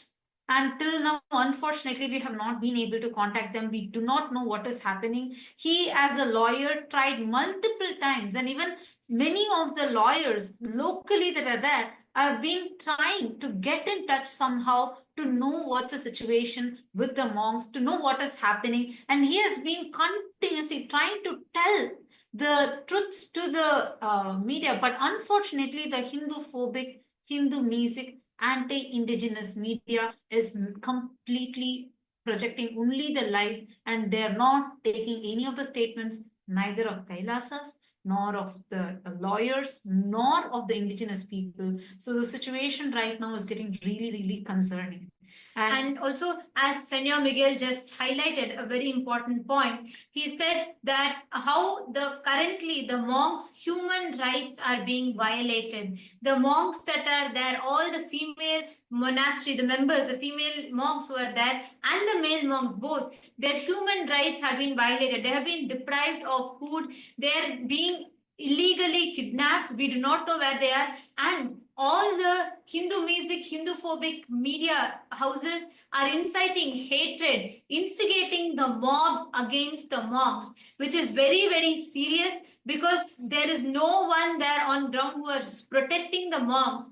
The deep state elements, the Hindu-mesic, Hindu-phobic deep state elements on ground are actively instigating the mob to attack our innocent monks who have been there only of service to the countries and serving the indigenous communities there. And as Senor Miguel also highlighted that how currently they're not able to access our monks. They're not, the legal team on ground is trying to reach. The basic fundamental right to access to lawyer is being denied. As you all can see, he's a renowned lawyer who's here with us on live, who's telling right now on ground, from the ground, he's reporting where he's not able to access the people. He is not able to get in touch. And this is the current scenario. There's so much of hate speech, racist, anti-Hindu hate speech being spread by Hindu-mesic, Hindu-phobic elements actively, which is completely masterminded, orchestrated by the deep state elements. We have seen this happen time and again. No matter which place we go, wherever, when there is service happening, and especially when it comes to empowering the indigenous communities, especially whenever it comes to empowering, serving the women, empowering indigenous communities, we are being attacked. And today, along with Kailasa, 100 other indigenous nations that are standing with Kailasa right now as we speak, every single one of us are being attacked. The heads of the various different indigenous communities are standing with Kailasa and supporting Kailasa, and anyone that comes in support of Kailasa, what the services that Swamiji is doing through Kailasa is also being attacked. This is the life scenario. This is what is happening right now as we talk. It is important that we, all the viewers, every one of you, please take to Twitter, take a few minutes and please post what your thoughts are. We are also having the inputs directly from the lawyer himself on ground, who is sharing, who is reiterating to us the gravity of the situation that is happening on ground currently. We are not able to get access to our monks. We don't know what is happening to them. We don't know if they are safe. We do not know how they are. We do not know in what condition they are in. All the monks, women, men from various different backgrounds, various different countries, walks of life, who have had who are all well educated, who have left their high-paying jobs and good jobs to come here to serve the community, to serve the humanity, are being attacked. Our lawyers are not able to gain access to their clients, to them, to the monks. This is something like, it's not something, I'm not understanding how so blatantly they're able to do this. This is not something normal. This is atrocious. I have Dr. Senor, Sí, doctor Miguel, Dr. Miguel, I have a question. Doctor Miguel, una pregunta. Los espectadores quieren preguntarle al doctor Miguel, nuestros abogados no pueden comunicarse con nuestros monjes. ¿Es esto siquiera legal? No, eso no es legal en todas las partes del mundo, en todos los países del mundo. Y en este caso, Suramérica, Bolivia es signatario del Pacto de San José, donde declara que los derechos fundamentales de las personas es de tener el derecho de tener contacto con su abogado defensor desde el momento mismo de que es sujeto de cualquier acto judicial, que en este caso los monjes o sannyasis que se encuentran injustamente detenidos en Bolivia, no se les ha permitido el derecho de contar con un abogado, no se les ha permitido el derecho de hacer una llamada a su familiar más cercano, no se les ha permitido o no se ha comunicado con su embajada o consulado correspondiente. Todo esto es una violación flagrante de los derechos humanos del Pacto de San José o de Costa Rica o la Declaración Universal de los Derechos Humanos. Todo esto constituye un acto violento por parte del Estado que no respeta los tratados internacionales ratificados por ellos mismos. Asimismo, que no respeta su constitución de la República, que determina las garantías básicas del debido proceso de toda persona que ha sido detenida o ha sido procesada, que en este caso, como insisto, se han violado el gobierno boliviano todos los derechos fundamentales, el debido proceso, todas las garantías, por ejemplo, el derecho a la vida, el derecho a la asistencia de un abogado o de un defensor público. ¿Sí? Entonces, no conocemos la situación, si estarán vivos, si estarán muertos. No conocemos su situación psicológica, física. Entonces, todo esto constituye una violación de los derechos humanos y que nosotros debemos intentar desde ya poner las acciones legales correspondientes ante los organismos internacionales. Insisto, el gobierno boliviano, lejos de ser un Estado que respeta los derechos fundamentales, se ha dejado llevar de lo que dicen en redes sociales, se ha dejado llevar de lo que dicen los políticos, que solo buscan connotación política para hacer daño al gobierno. Y sobre de eso han perjudicado y han violentado los derechos humanos de nuestros monjes o de nuestros sannyasis que se encuentran injustamente detenidos en Bolivia. Como dije, nosotros vamos a iniciar las acciones legales en el ámbito internacional, porque aquí no existe ninguna acción judicial que haya dispuesto que se inmovilice o se inhiba su derecho a la movilización universal de estas personas. Como dije, todo ciudadano del mundo tiene derecho a transitar libremente por cualquier país del mundo de acuerdo a las reglas que determine cada país. Y en este caso, nuestros monjes, ¿sí?, cumplen con toda la normativa migratoria. Su estatus legal es jurídica. No existe ninguna razón para que el Estado boliviano haya procedido. Lo que ha sucedido ahí es un acto de barbarie, ¿sí? Es un acto primitivo que afecta totalmente el Estado de Derecho y demuestra ante el mundo de que Bolivia viola derechos de los ciudadanos, en este caso, con estatus migratorio legal. Por lo tanto, yo insisto una vez más y decirle a la ciudadanía del mundo que el Estado boliviano, insisto, ha vulnerado los derechos humanos de estas personas. Además, debo hacer hincapié en lo siguiente, que toda esta detención ilegal no viene de una orden judicial. Todo esto viene porque el gobierno ha escuchado que en redes sociales un grupo de indígenas se encuentra en una comunidad y por lo tanto movilizan todo el ejército, movilizan toda la fiscalía, movilizan todo lo que es el aparato migratorio y sin justificación alguna los detienen. Todo esto al margen de los derechos humanos. Y lo único que han hecho los saniesis es prestar labor humanitaria. De eso, de la labor humanitaria, pueden dar fe los dirigentes de las comunidades, los capitanes grandes de las comunidades, que son ellos los que han permitido, han invitado a nuestros saniesis que lleguen a las comunidades a prestar ese apoyo humanitario. ¿Sí? Entonces, no están de manera ilegal, no han llegado de manera ilegal a las comunidades como piensa y dicen las redes sociales, porque en redes sociales se dice de todo, que nosotros compramos tierra, ¿sí? Que nosotros somos violadores, que nosotros somos defraudadores. En ningún momento ningún dirigente de la comunidad se ha pronunciado con respecto de las denuncias de KAILASA. ¿Por qué? Porque no existe motivo, porque todos los compromisos que ha hecho KAILASA con las comunidades han sido cumplidos tajantemente como se ha acordado con ellos. Entonces ustedes deben permitir también que las comunidades hablen y digan en qué momento KAILASA les ha estafado, porque eso jamás ha ocurrido, porque en redes también dice que KAILASA les ha estafado. Pregúntenle a los dirigentes de las comunidades si KAILASA les ha estafado. Nosotros hemos llegado a un acuerdo con ellos para prestarles ayuda humanitaria a perpetuidad, porque nosotros creemos que los pueblos indígenas no duran 20, 30, 40 años. Son pueblos indígenas ancestrales que han vivido en el planeta Tierra durante miles de años y van a seguir viviendo miles de años. Y nosotros lo que hemos hecho es una cooperación con territorios indígenas y pueblos indígenas que gozan del principio de la autodeterminación, no para apropiarnos de las tierras ni de los recursos naturales, sino para proteger su situación, su existencia, los recursos naturales a perpetuidad, no para ir a saquear, porque nosotros como KAILASA somos religiosos, somos espiritualistas, creemos, ¿sí?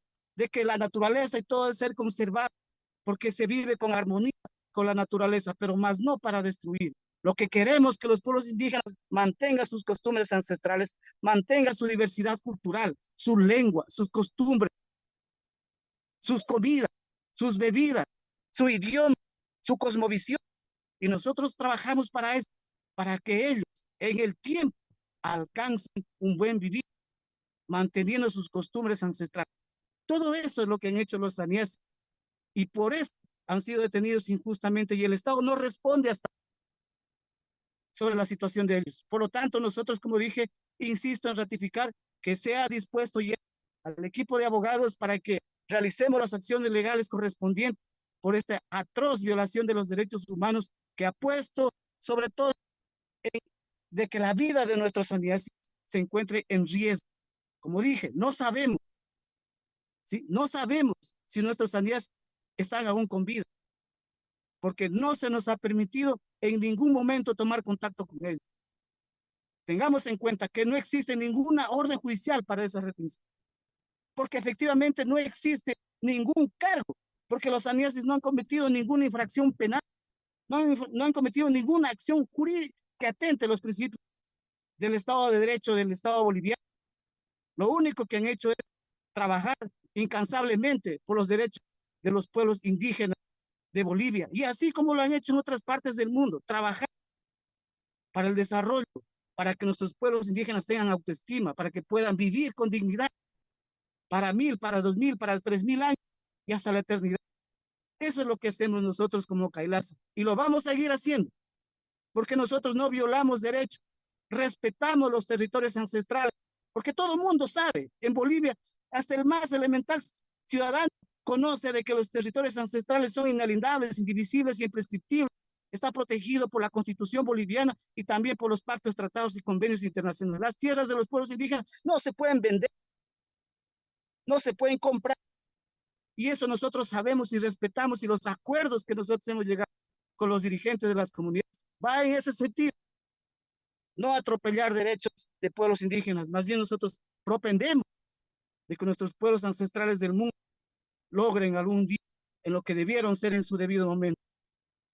Autónomos, dueños de su propio desarrollo, respetando obviamente que sí, el Estado de Derecho constituido del Estado boliviano, no para cercenar el Estado de Derecho boliviano, sino que más bien coadyuvamos a que su pueblo indígena viva o tenga una vida digna, con educación, con salud, con alumbrado. Eso es lo que nosotros hacemos. Ahora bien, debo también aclarar que dicen que KAILASA no existe. Eso también es una aberración, porque KAILASA existe. El hecho mismo que estemos allá y que todas las redes sociales manifiesten de KAILASA es porque KAILASA existe. Y nadie le puede quitar el derecho que, siendo una nación originaria de la India, reconocida por miles de años por muchos reinos, se agrupe y se constituya como lo que fue su estado o su reino antiguamente. Así como los pueblos indígenas de Bolivia han existido miles de años, han tenido caciques, capitanes grandes, pero ellos mantienen todavía su identidad, su territorio, su cosmovisión. En el caso que de la India no sucedió así. El pueblo indígena de KAILASA ya no cuenta por la persecución política y religiosa que sufrió durante miles de años. Pero eso no quita de que se reagrupe y decidan continuar con su legado ancestral. Ese derecho es un derecho internacional, es un derecho humano, es un derecho natural, que nadie puede arrancar o cercenar la ancestralidad de cada pueblo. Y eso es KAILASA. Nadie le puede quitar el derecho de lograr durante todo el proceso de que se constituya como tal en un Estado. Eso es un derecho que nadie lo puede negar. Obviamente que en este proceso van a suceder muchas cosas de persecución. Pongámonos un ejemplo, hagamos una analogía. Veamos el estado atípico de Roma. Es un estado atípico romano. Lo que aspira KAILASA a ser un estado de aquí a muchos años. ¿Por qué? Porque goza de legitimidad ancestral, porque sus reinos originarios y ancestrales están en la India, que fueron perseguidos y extinguidos, pero existe el pueblo que ha retomado esos principios y esa cosmovisión de aquellos pueblos y se han organizado. Ese es un derecho innato que nadie puede negar. Por eso hemos acudido a todos los organismos internacionales en ese trabajo, en esa lucha para reconocer a los Estados Unidos de KAILASA como pueblo originario y ancestral de la India. Eso es, pero KAILASA existe. No se puede decir que KAILASA no existe. Tenemos nuestro propio sistema de gobierno, como lo fue hace miles de años. Nuestro propio idioma, nuestra propia religión o cosmovisión. Eso es KAILASA. También dice que KAILASA es una secta. Totalmente equivocados. ¿Quién puede definir el concepto o definición de secta? Entonces, ¿quiere decir que todas las religiones del mundo son una secta? No, señores, tenemos que aprender a respetar el derecho a la libertad de conciencia y de pensamiento. Cualquier ciudadano puede adorar o creer en lo que crea, en lo que considere para él su deidad o su Dios. En el caso de KAILASA, son gente espiritual que cree en el cosmos, que cree que todo el universo, que todos los seres humanos que viven en el planeta Tierra somos el Dios realmente, y que queremos que la gente, como un ser humano innato, reconozca esos valores como individuo que tiene, en su corazón, en su mente, en su actuar, sin hacer el daño a los demás. Eso es lo que es Kailasa. No es una secta. No cobramos por dar una misa. No cobramos por bautizar un niño. No cobramos por hacer actividades religiosas. Todo lo que Kailasa da, lo da gratis. Porque así debe ser la humanidad. La gratuidad, la humanización de los actos de los seres humanos es lo que importa. Entonces, esa tergiversación, esa mala información que han salido por TikTokers, que no saben lo que dicen, que no investigan, que lo único que quieren es fama, han destruido y han calumniado y han injuriado a los Estados Unidos de Kailasa. Y eso nosotros vamos a demostrar con el tiempo. Lo que sucede es que, de acuerdo a los principios de Kailasa, no son un pueblo beligerante, son un pueblo amistoso, que por eso no ha salido a reclamar. Pero esta vez ya es demasiado, por cuanto que se han vulnerado los derechos universales de nuestros sannyasi. Y esa es la aclaración que debemos hacer y que se lo haga para todas las personas del planeta Tierra, porque hay mucha mala información y mucha mala tergiversación a Kailasa, sin que Kailasa ha hecho nada. Que Kailasa ha comprado una isla en Galápagos, en Ecuador. Las islas no se pueden comprar, es patrimonio cultural de la humanidad. Toda esa información es realizada por TikTokers que no tienen nada que hacer, que se dedican a tener fama a través de estos medios digitales. Pueden hacer lo que sea, pero para poder hablar de algo tan importante como Kailasa, se tiene que investigar e ir a la fuente. Estoy a las órdenes para las preguntas que estimen necesarias.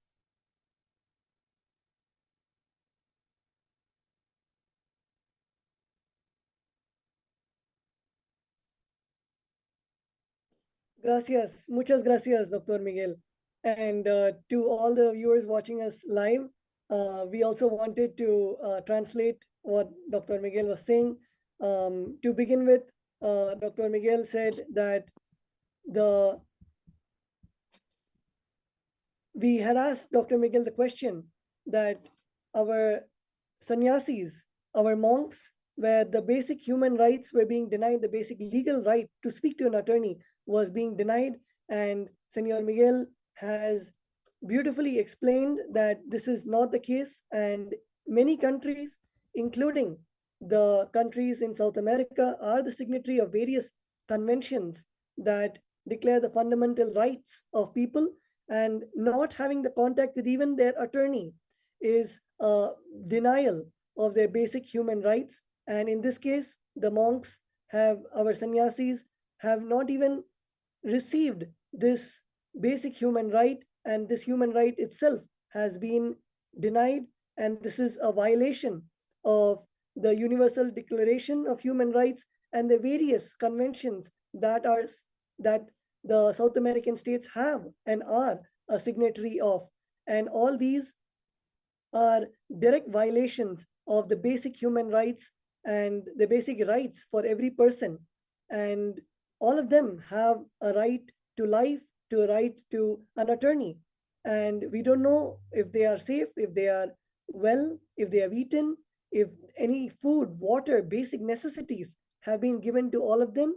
And all this is a direct violation of human rights. And we call upon the international community, we call upon the various humanitarian institutions to bring justice to our monks, to our sannyasis, who literally have only been doing the humanitarian services and have been selflessly working for the benefit and with the indigenous people of Bolivia. And right now, their basic human rights are being denied. And our sannyasis, Senator Miguel has said that we are going to initiate legal action at an international level and notify the international community of the human rights violations which are happening to the Hindu monks, the human rights violation that is being committed against our monks, being committed against the monks of Kailasa and the indigenous people of Bolivia. And he explained also that every citizen has the right to freely travel And this basic human right of the restriction of movement is being denied for our sannyasis right now. And they have not committed any crime, they have not committed any offense, and it is just the direct persecution from the deep state of illegally withholding our monks, illegally detaining our monks, our sannyasis, and we call upon the international community to condemn what is happening against our sannyasis, our international monks. And Senor Miguel also expanded about the various comments that are going on in and around social media that Kailasa is not a state. Senor Miguel said that as per the various laws of self-determination and various other laws of the international law, Kailasa is a state as per international law, just like how the indigenous nations in the various parts of South America are the original indigenous nations. Same way, in the part of self-determination, Kailasa is a state as per international law. Kailasa maintains diplomatic relations with multiple countries across the globe. Kailasa fulfills the various international norms of being a state. And Senor Miguel also said that there are various accusations that Kailasa is trying to fraud the indigenous people, but Kailasa has only been working with the indigenous community. And in fact, the indigenous community also is in agreement with Kailasa and is thankful for Kailasa to come and to help them provide the humanitarian services in perpetuity. And Kailasa has been working with the indigenous nations, and we don't just last, our humanitarian aid does not last just 30 or 40 years. And as brothers and sisters of indigenous people, as Kailasa, one of the founding members of the United Ancient Nations intergovernmental organization standing for indigenous people at the international level, Kailasa provides the humanitarian services for thousands of years to support our indigenous brothers and sisters worldwide. And Kailasa is not here to appropriate their lands or natural resources. Kailasa is spiritual, Kailasa is religious, Kailasa is completely non-violent and lives in harmony with the nature, not to destroy, but to preserve the nation, to preserve the indigenous customs, to maintain our cultural identity, to maintain our diversity in culture, our customs, our language. And Kailasa works towards preserving and defending the rights of the indigenous people, preserving the customs, the culture of indigenous people worldwide. And when Kailasa is doing all of this, our monks, our sannyasis are doing all of this illegally. They have been detained and there is no response. And our attorneys are trying to reach our monks, our attorneys are trying to be in contact, but still we are not able to get in contact with our monks who have been illegally kept in custody, who have been detained, and there is no court order, there are no charges, there are no offenses, they have not committed anything illegal, they've only been doing the humanitarian services. And as per the basic laws and rights of the human rights, they have been only working tirelessly for giving the humanitarian aid for the indigenous people in Bolivia. And while they've been doing all this, they have been now inhumanly treated, and completely their basic rights have been violated. And this is against the constitution of Bolivia, against the constitution of the various South American countries, where the constitution does hold a high regard for human rights. The constitution does hold the basic human necessities of providing the basic needs for every person. And this is what is being committed against the monks, against sannyasis, is against the constitution of their own country, and they are going against their own constitution, while Kailasa has only been providing the humanitarian services. And including Bolivia and many other countries are signatories of the international pacts of an international agreements, international treaties, which is directly implementable, whether it is the Treaty of the Universal Declaration of Human Rights or whether it's a treaty of the ILO Convention, which respects the rights of indigenous people. The various treaties, it goes completely against their own constitution, against these international treaties that they themselves have signed. And Senor Miguel also told about many people commenting that Kailasa does not exist. Kailasa does exist as a continuation of the various 56 Hindu nations that existed for thousands of years. Kailasa, as the supreme pontiff of Hinduism, is the current emperor of 21 of these ancient kingdoms. Even the United Nations has recognized this continuity and the legal personality, the juridical statehood of Kailasa. And the self-determination is an international right. It is a human right. And no one can take away the identity of the nation from the people. And whether it is the state, whether it is anyone, cannot belittle the right of self-determination. And of course, Senor Miguel also told about the persecution that is going on to Kailasa on social media with accusations of the various accusations that are floating around in social media. Senor Miguel clearly said that those accusations are false. Kailasa is only here to protect and stand with the indigenous people and not to, whether it is go against the constitution of Bolivia, go against the rights of the indigenous people. In fact, Kailasa upholds the constitution of Bolivia very much in all our actions, upholding the rights of the indigenous people. And even the indigenous people are standing in solidarity with Kailasa at this moment. And we are standing with the indigenous people. And it is only the deep state and the anti-Hindu, anti-indigenous media that is attacking the Hindu community, the sannyasis that are currently being denied of their basic human rights.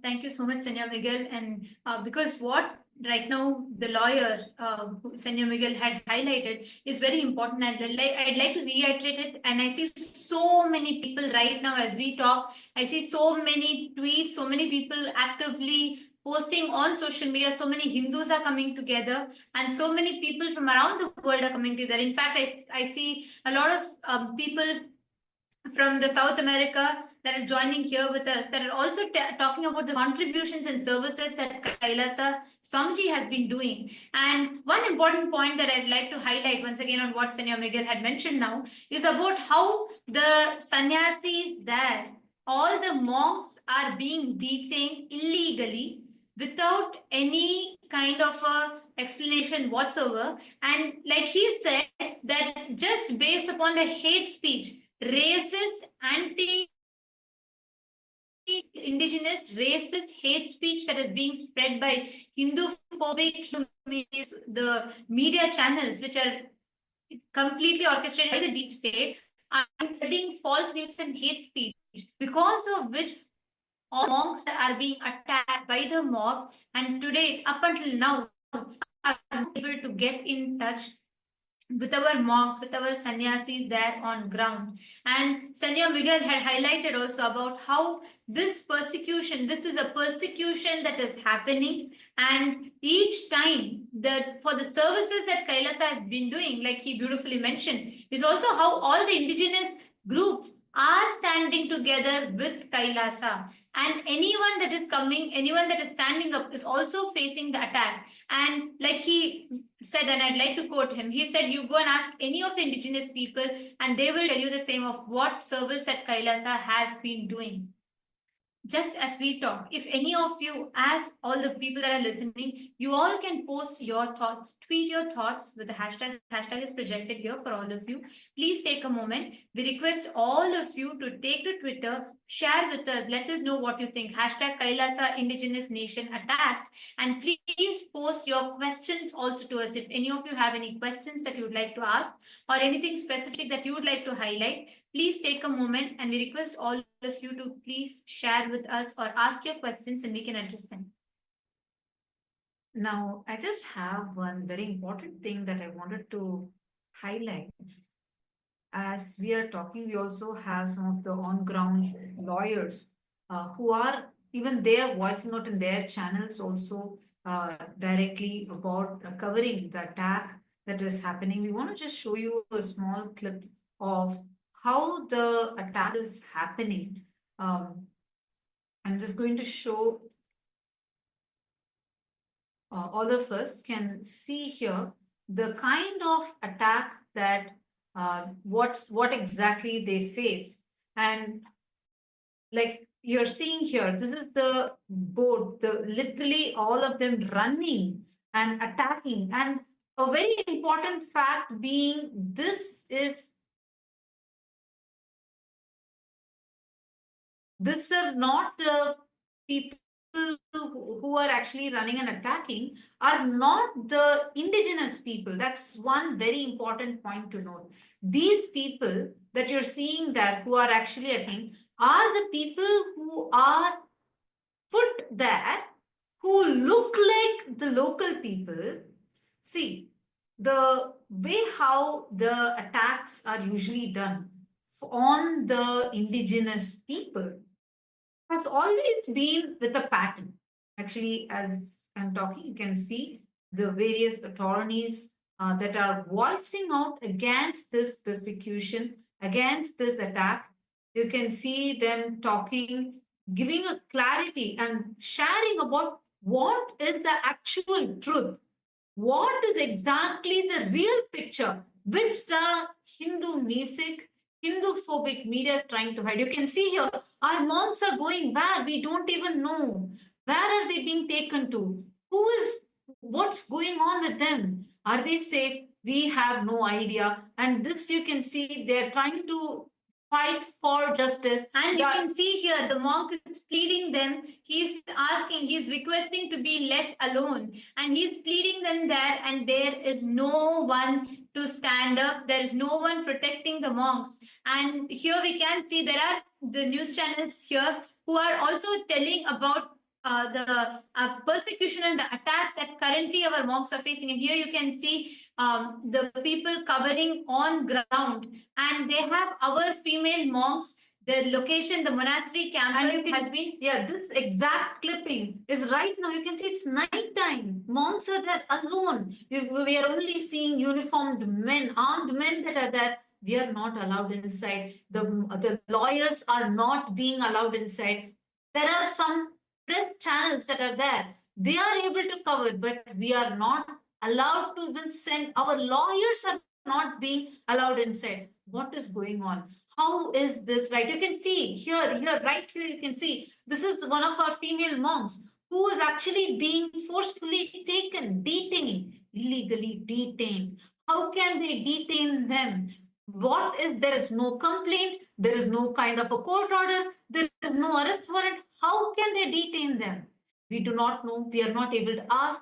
Even our lawyers, as he just came, as one of the attorneys just came and expressed here, even they are not able to do anything. They are trying their level best. They're trying to approach various courts, various things, trying to take legal actions, but we do not know. You can see here how the monks are being mobbed. We have no contact. We are not able to see where our monks are.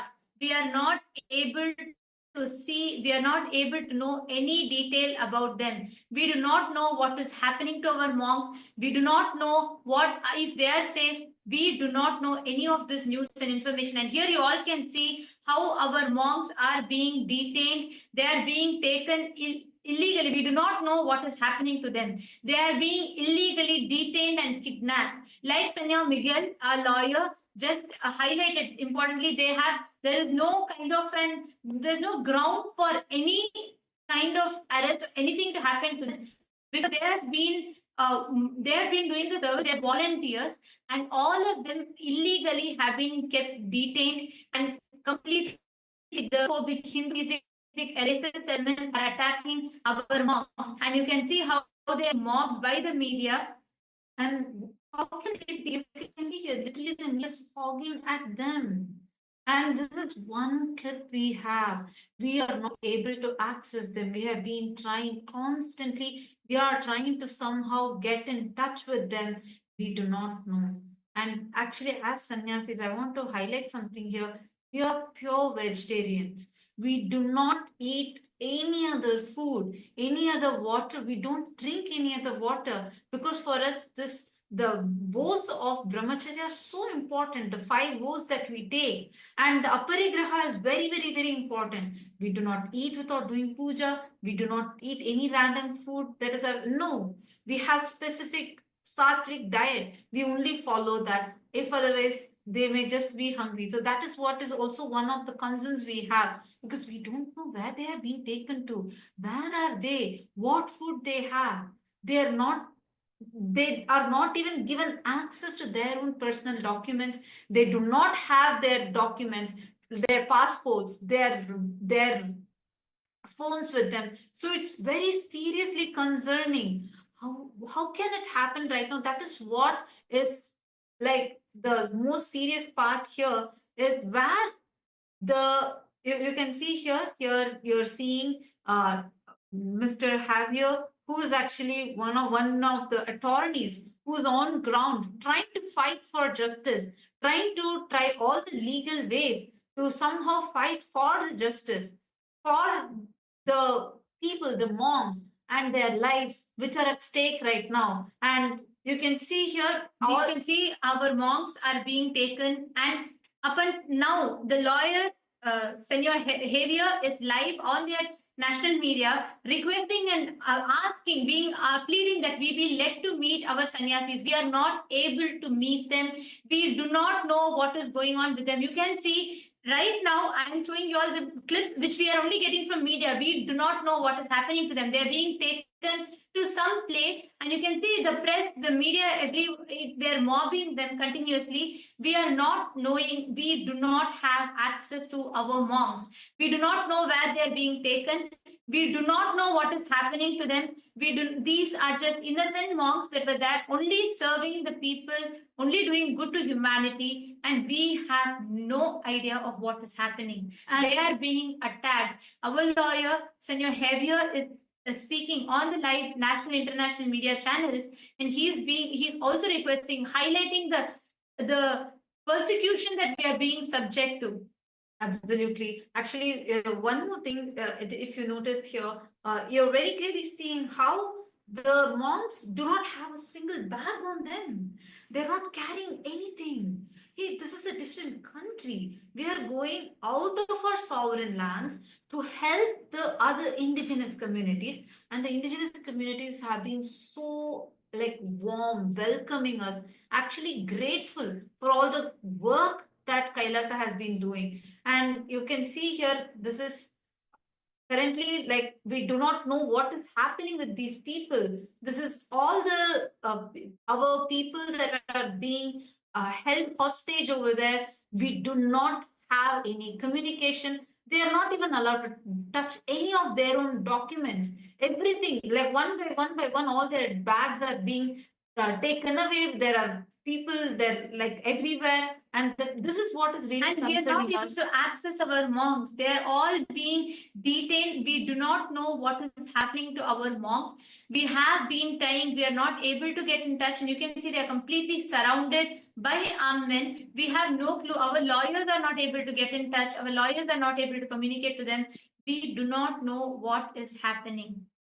Actually, you can very clearly see this location is completely different from this other location. Like I was mentioning earlier, these are hundreds of miles apart, completely different locations. This is one location that we were able to collect the visual, and before this we got one more location which we showed you the visual of, and before that we showed you the boat visual. All these are different places, and everywhere they're identifying our sannyasis, they're identifying our people, and this is not just our people, any of the indigenous people, and the indigenous people who are supporting the others. So these type of people are being targeted, and all of them are suddenly, they're just disappearing from the world because all communications are lost. And we are at this situation right now. Till now, this is going on for the last few days, and today it's gone to the peak where absolutely communication is cut off,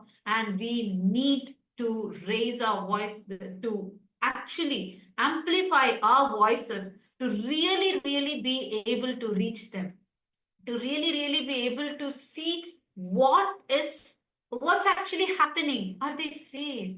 These are women, and all of these are men, armed men. What is going on there? What are these people? And you need to know, we asked several times, who are these people? What rights do they have to come and ask us this? Who are they? Can they show us any documents? Can they show us any IDs? We couldn't get anything from them. Till now, we have not gotten anything. So actually, these are some of the very concerning points that we have. And we request all of you to please take a minute and share this, voice this out. Ma Atmarupa is posting saying this is a completely total nonsense. Exactly. And Ma Nitya Atmarupa, it's right now the way it's happening, there's no logical sense. There's no justification someone can even give. What is going on? Is this a joke? This is something where, like,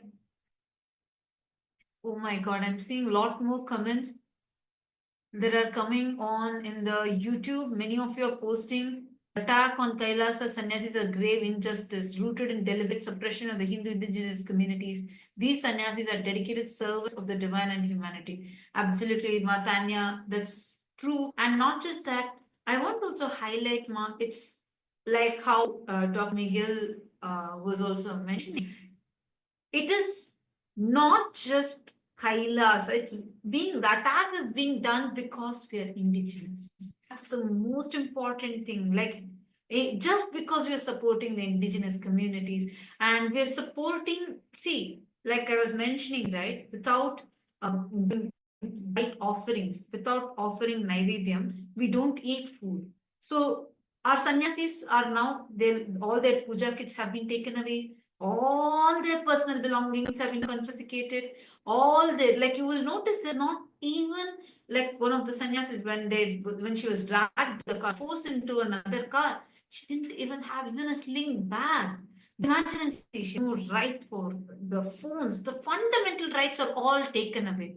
It's so important that all of us come together, voice this out right now. This attack, this persecution has to stop, and we need our monks back. We need our sister sannyasis. We need to reach our brother monks. They were only merely serving there. We did not do anything else other than serving, and not just serving continuously, like the way we are supporting the communities are so happy. From external, they are able to attack. We need to share this to all the international groups, all the international aware of this. We need to amplify our voices.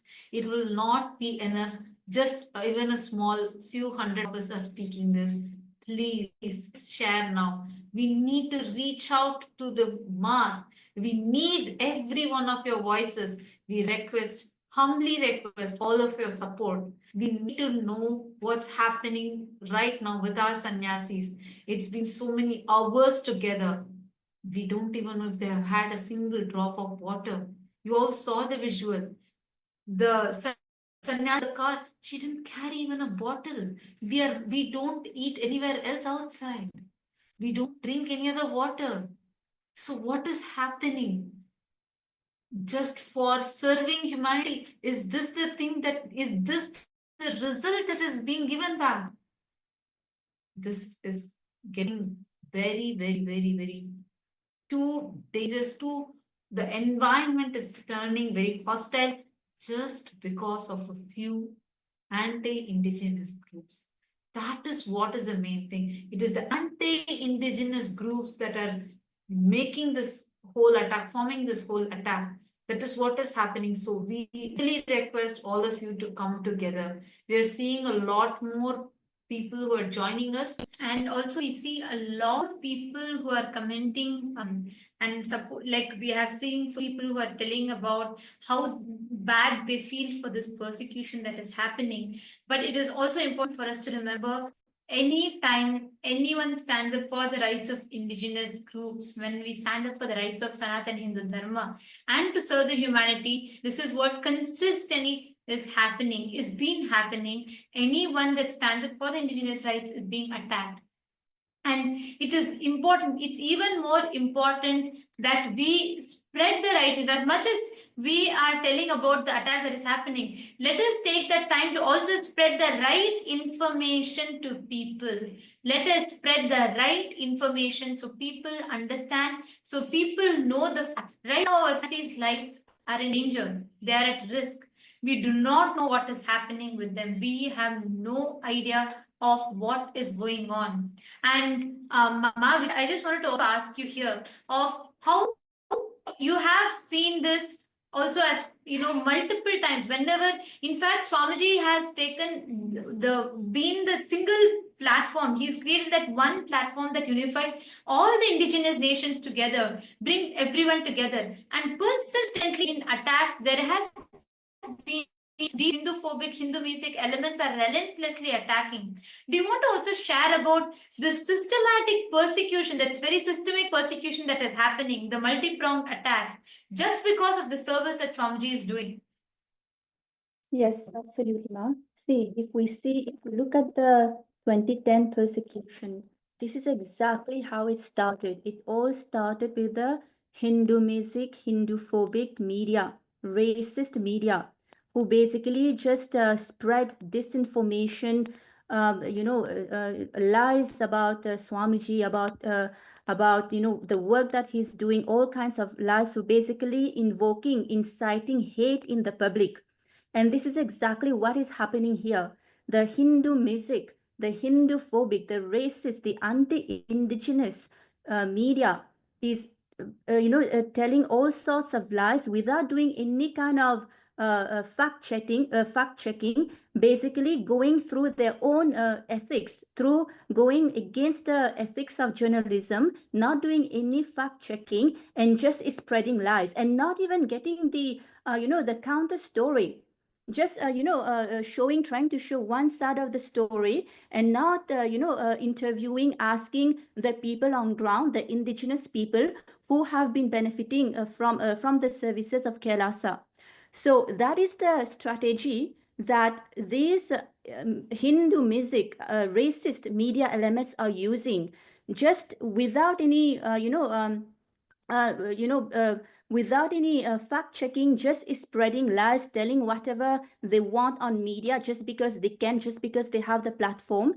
They just tell whatever they want to, and through that misinformation, disinformation, inciting hate, inciting hatred, and inciting violence from the mob, from the public, from the and these are not the people who are actually benefiting from the services of KAILASA. So this is very well planned, and especially as we've seen, multiple places where our nuns and monks are getting persecuted, are getting attacked at the same time. So they would have already planned for it, very systematically planned for it.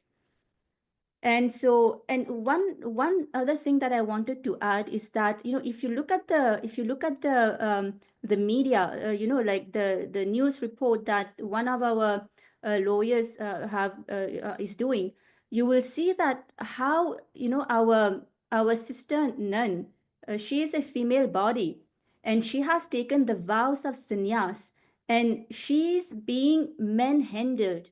She's being handled by men, which is completely against the sannyas vows. So none of her human rights or even religious rights are being are being honored here. They have zero concern that she's a woman, in saffron, who has taken the vows of sannyas and who is there solely, to enrich the community there, to serve the community there. There's zero concern about that. And as you've mentioned, she's not having anything in her possession. She's not even having her belongings, not even having her devices, and not even having her passport. Can you imagine being in a country, in a totally foreign country, not having your passport, not having your devices, and being suddenly held hostage? And all of that, it's actually very important to understand that all of that is happening illegally. There's no arrest warrant, there's no court orders, nothing. They just suddenly, out of the blue, multiple men just barge into their private residence and take them hostage, just confiscate their devices, their belongings, and not having any contact with the outside world. And we are not able to get in touch with them. We don't even know how they are doing. And I'm very sure that because this is done illegally, I'm very sure that they are not even being given water and food. I mean, they don't. And we can't even eat the food outside, Mama. That's the thing. Like, we can't even if outside, anywhere, other than what we offer puja for, we don't eat any of that food. That's the upbringing life. Exactly. And they are not able to do puja as well, because that is one thing that we have to do as part of our sannyas vows, is daily. I mean, even as Hindus, right? Daily puja has to be offered to Paramashiva, to Guru. And they are not even allowed this. So yes, so it is very important that, we go all out, we share constantly through the social media, because these Hindu music, these anti-indigenous media are not going to show the truth. This has been happening. We've been doing everything legally. As per the country laws, legally, we've been doing everything. And these anti-media, anti-Hindu, anti-indigenous media are spreading lies, such as, they've been there illegally, which is completely false. Everybody has the proper visa that they have to. They have everything that is required to be there. Everything is being done as per the country law. But these Hindu music, anti-indigenous media is spreading lies and ultimately incite, because that is their purpose. They want to incite hate, and they want to actually break the confidence that KAILASA is giving to these indigenous people. Because see, Exactly. these indigenous people have been empowered so much. Actually, if you see, when these indigenous people, they come to our ecosystem, they are so enriched, they are so left in awe, because they feel so much grateful actually to Swamiji, to KAILASA, to show them that, hey, they can revive their culture, their tradition, just like how Swamiji has done for the Hindu indigenous people. And so they have gotten the confidence to do that for them as well. They have gotten the confidence to revive back their language, to fight for, for the environment. But the media is trying to break their confidence. And that is why the media is attacking KAILASA. Because they do Yes. not. Actually, Go ahead. one thing I just wanted to add, Mom, because you brought in a very important point initially, where you mentioned about how, because we have especially taken the vow of brahmacharya, and men, we cannot touch the opposite gender. The opposite gender cannot touch us. They cannot manhandle us. It's like violating our fundamental rights, violating our religious sentiments, violating in every possible level. They're harassing our women. I am not able to come to terms with this at all. Like, I'm not able to cognize this, given that they are supposed to be in the current modern world, that where we are seeing that there's a lot more communication, etc., etc. What's happening is so wrong. I feel so. I do not know how to articulate in the emotion that I'm feeling right now, but this is not okay. This is totally not okay. How can this happen? It's so unconstitutional, against violating all the international laws, and we have been persecuted, so openly, blatantly persecuted. And one more thing, Vijay, I just wanted to share. Little today morning, Eastern Standard Time morning, where all of a sudden everything was going normal, where the all our female sannyasis are actually offering the pujas and the rituals, and they were also teaching, supporting classes. They were conducting classes of supporting the women over there and doing counseling. All of a sudden, with no prior notice, all of a sudden there were uniformed officials that just barged in. And when our people asking like, who are you? Why are you coming in? What are you here for? And they didn't give us any straight answer. And even the people, the community people, the indigenous community people, etc., who tried to come and ask them, saying, who are you? They completely silenced them, put them out of the very campus, and they blocked the campus from all sides. And immediately our female sannyasis were frantically trying to make calls to the local police, to the lawyers, trying to get in touch with all of us. And all of a sudden, they said, we actually exactly do not know what the police told or what the armed men told. We do not know that part, because it was exactly at that time, suddenly the whole communications stopped. And only through the media reports we got to know that they had confiscated everything, and these people were not allowed to contact anyone outside. These people, the monks that were there, the monks are of various different nationalities, with their first nation being Kailasa, and they all had come together only to serve people. Their whole motto was to serve people, just help them as in all possible ways. And till date, not a single penny has been taken as a charge for anything. It's all about giving, giving, giving, like what this is Swamiji's mission, right? To give to humanity, to contribute to humanity. And so they tried explaining, even some of the indigenous people came to support us as well.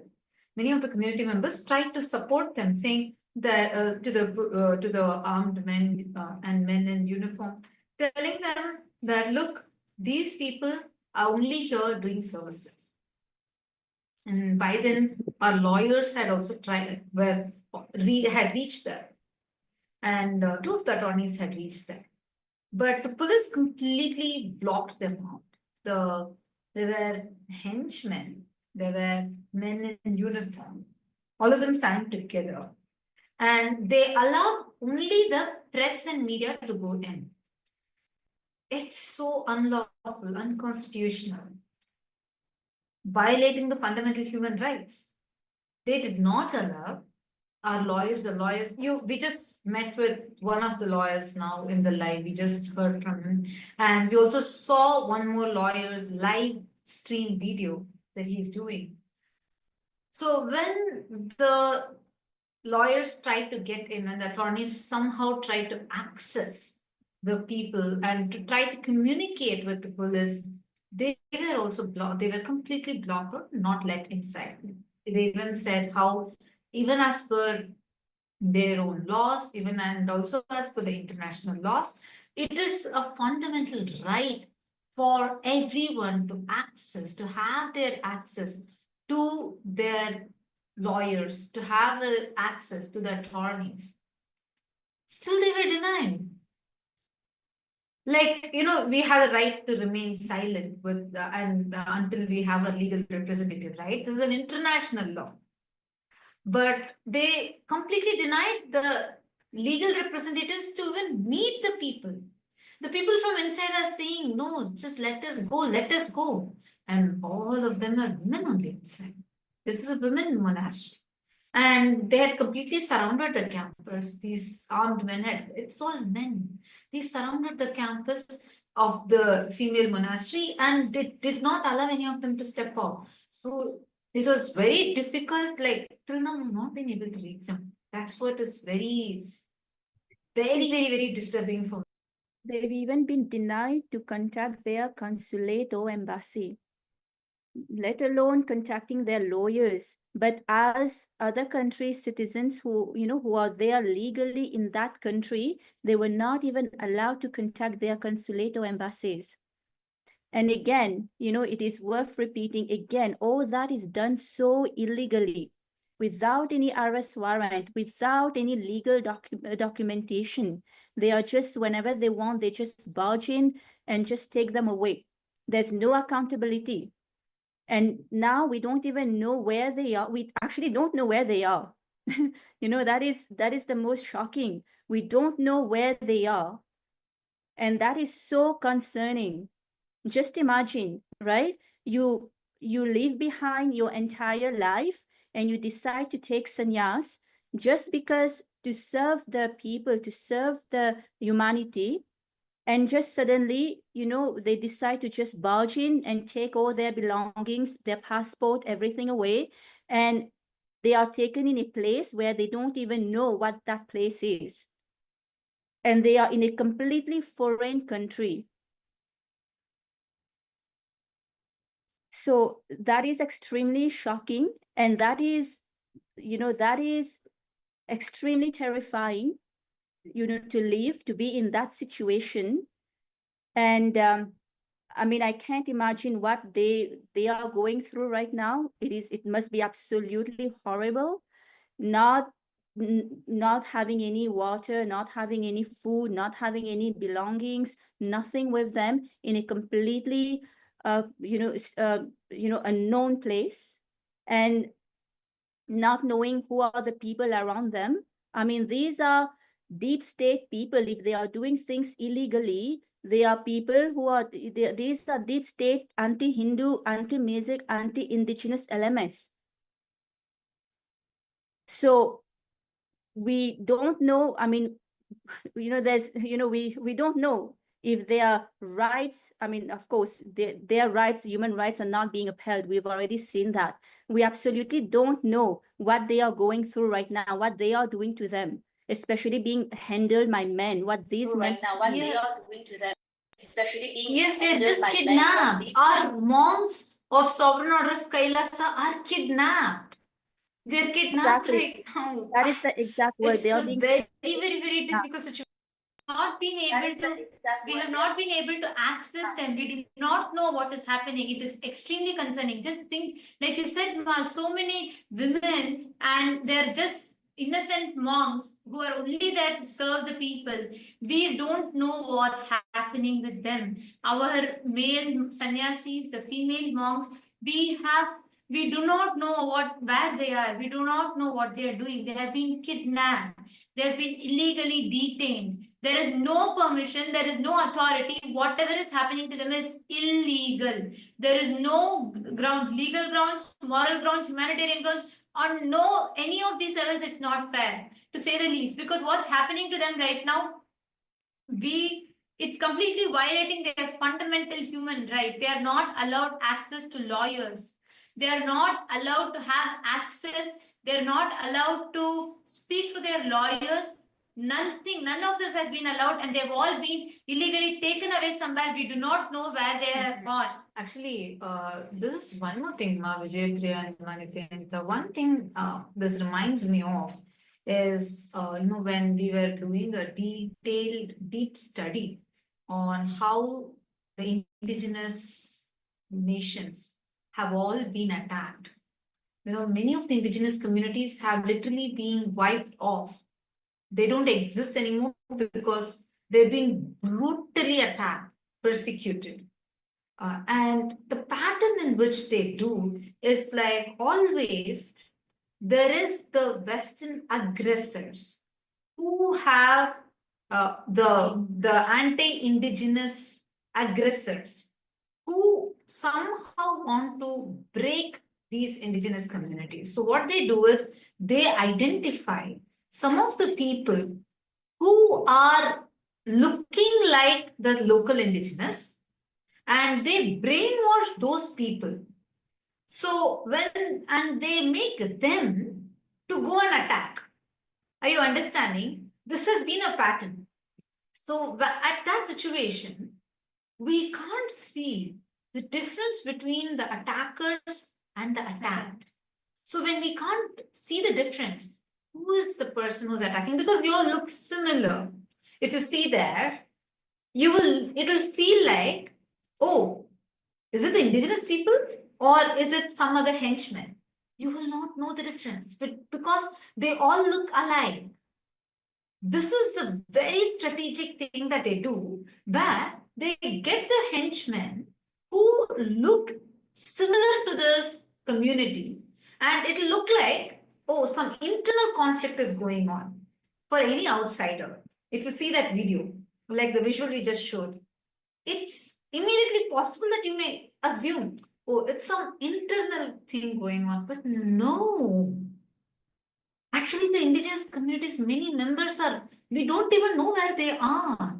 We don't know, many of them have not been traceable, and the last 48 hours it's in a panic mode, and last 24 hours, it's been heightened more, like a very heated state right now, which is scary. Really, really, really scary. So this is what is happening as a, oh my God, I don't even know how to tell, because now we're witnessing that pattern. That is what the media, that is the strategy that the the Hindu music, anti-indigenous media is trying to do, right? It's trying to show the public that these indigenous people themselves are against Kailasa, which is totally not true, right? Because then that is a way not to get any sympathy from from the public, to show that Kailasa here is the bad guy, right? So that is all and see, what right do they have to do that, right? I mean, again, there's no accountability to their actions. I mean, who's going to make them accountable for their actions, for spreading lies like that, which is so harmful for the local population, because that is denying the local population, so many resources that Kailasa is bringing to them. And these are the same people who are coming towards Kailasa and asking for Kailasa's help. So these anti-indigenous media, it is not just harm done to Kailasa, but they are also doing harm to the local people, but showing that the local people are against Kailasa.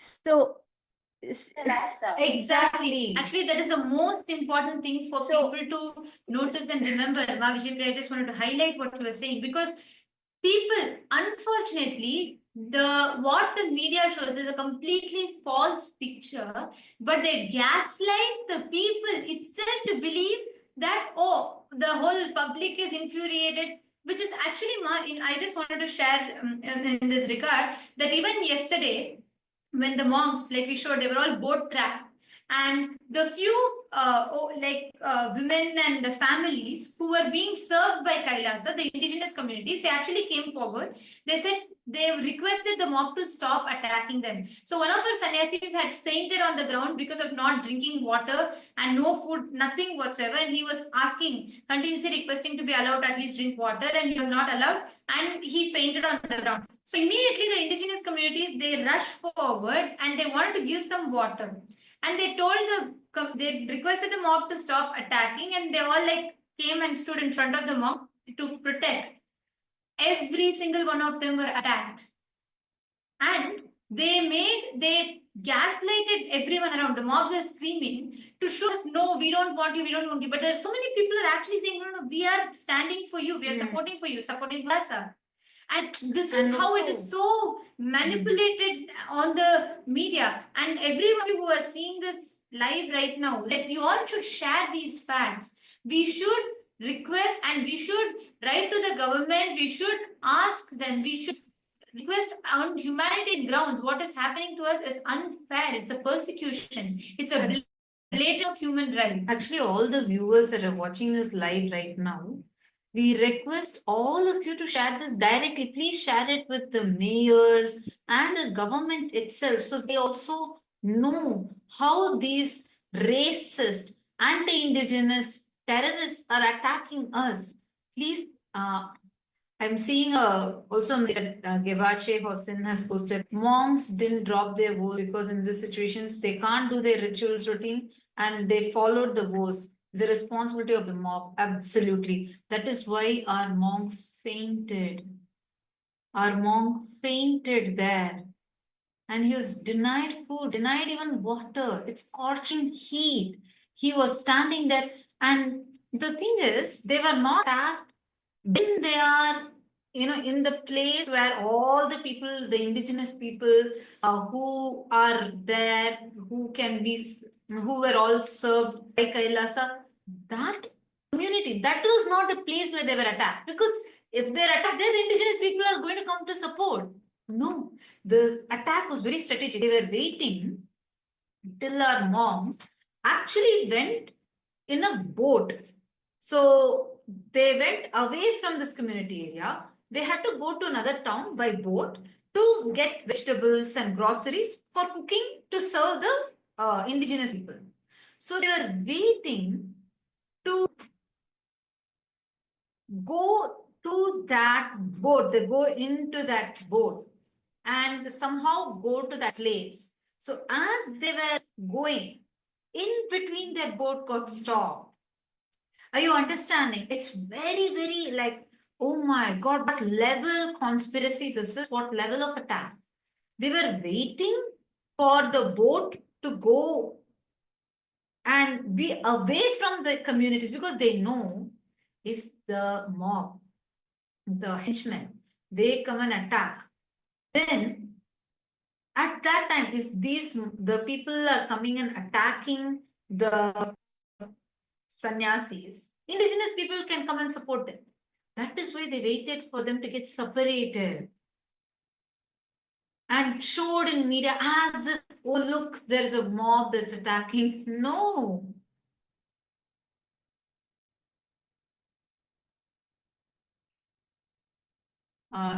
Terapia Na Rede has posted, Nithyanandam, some of the people in photos are my friends.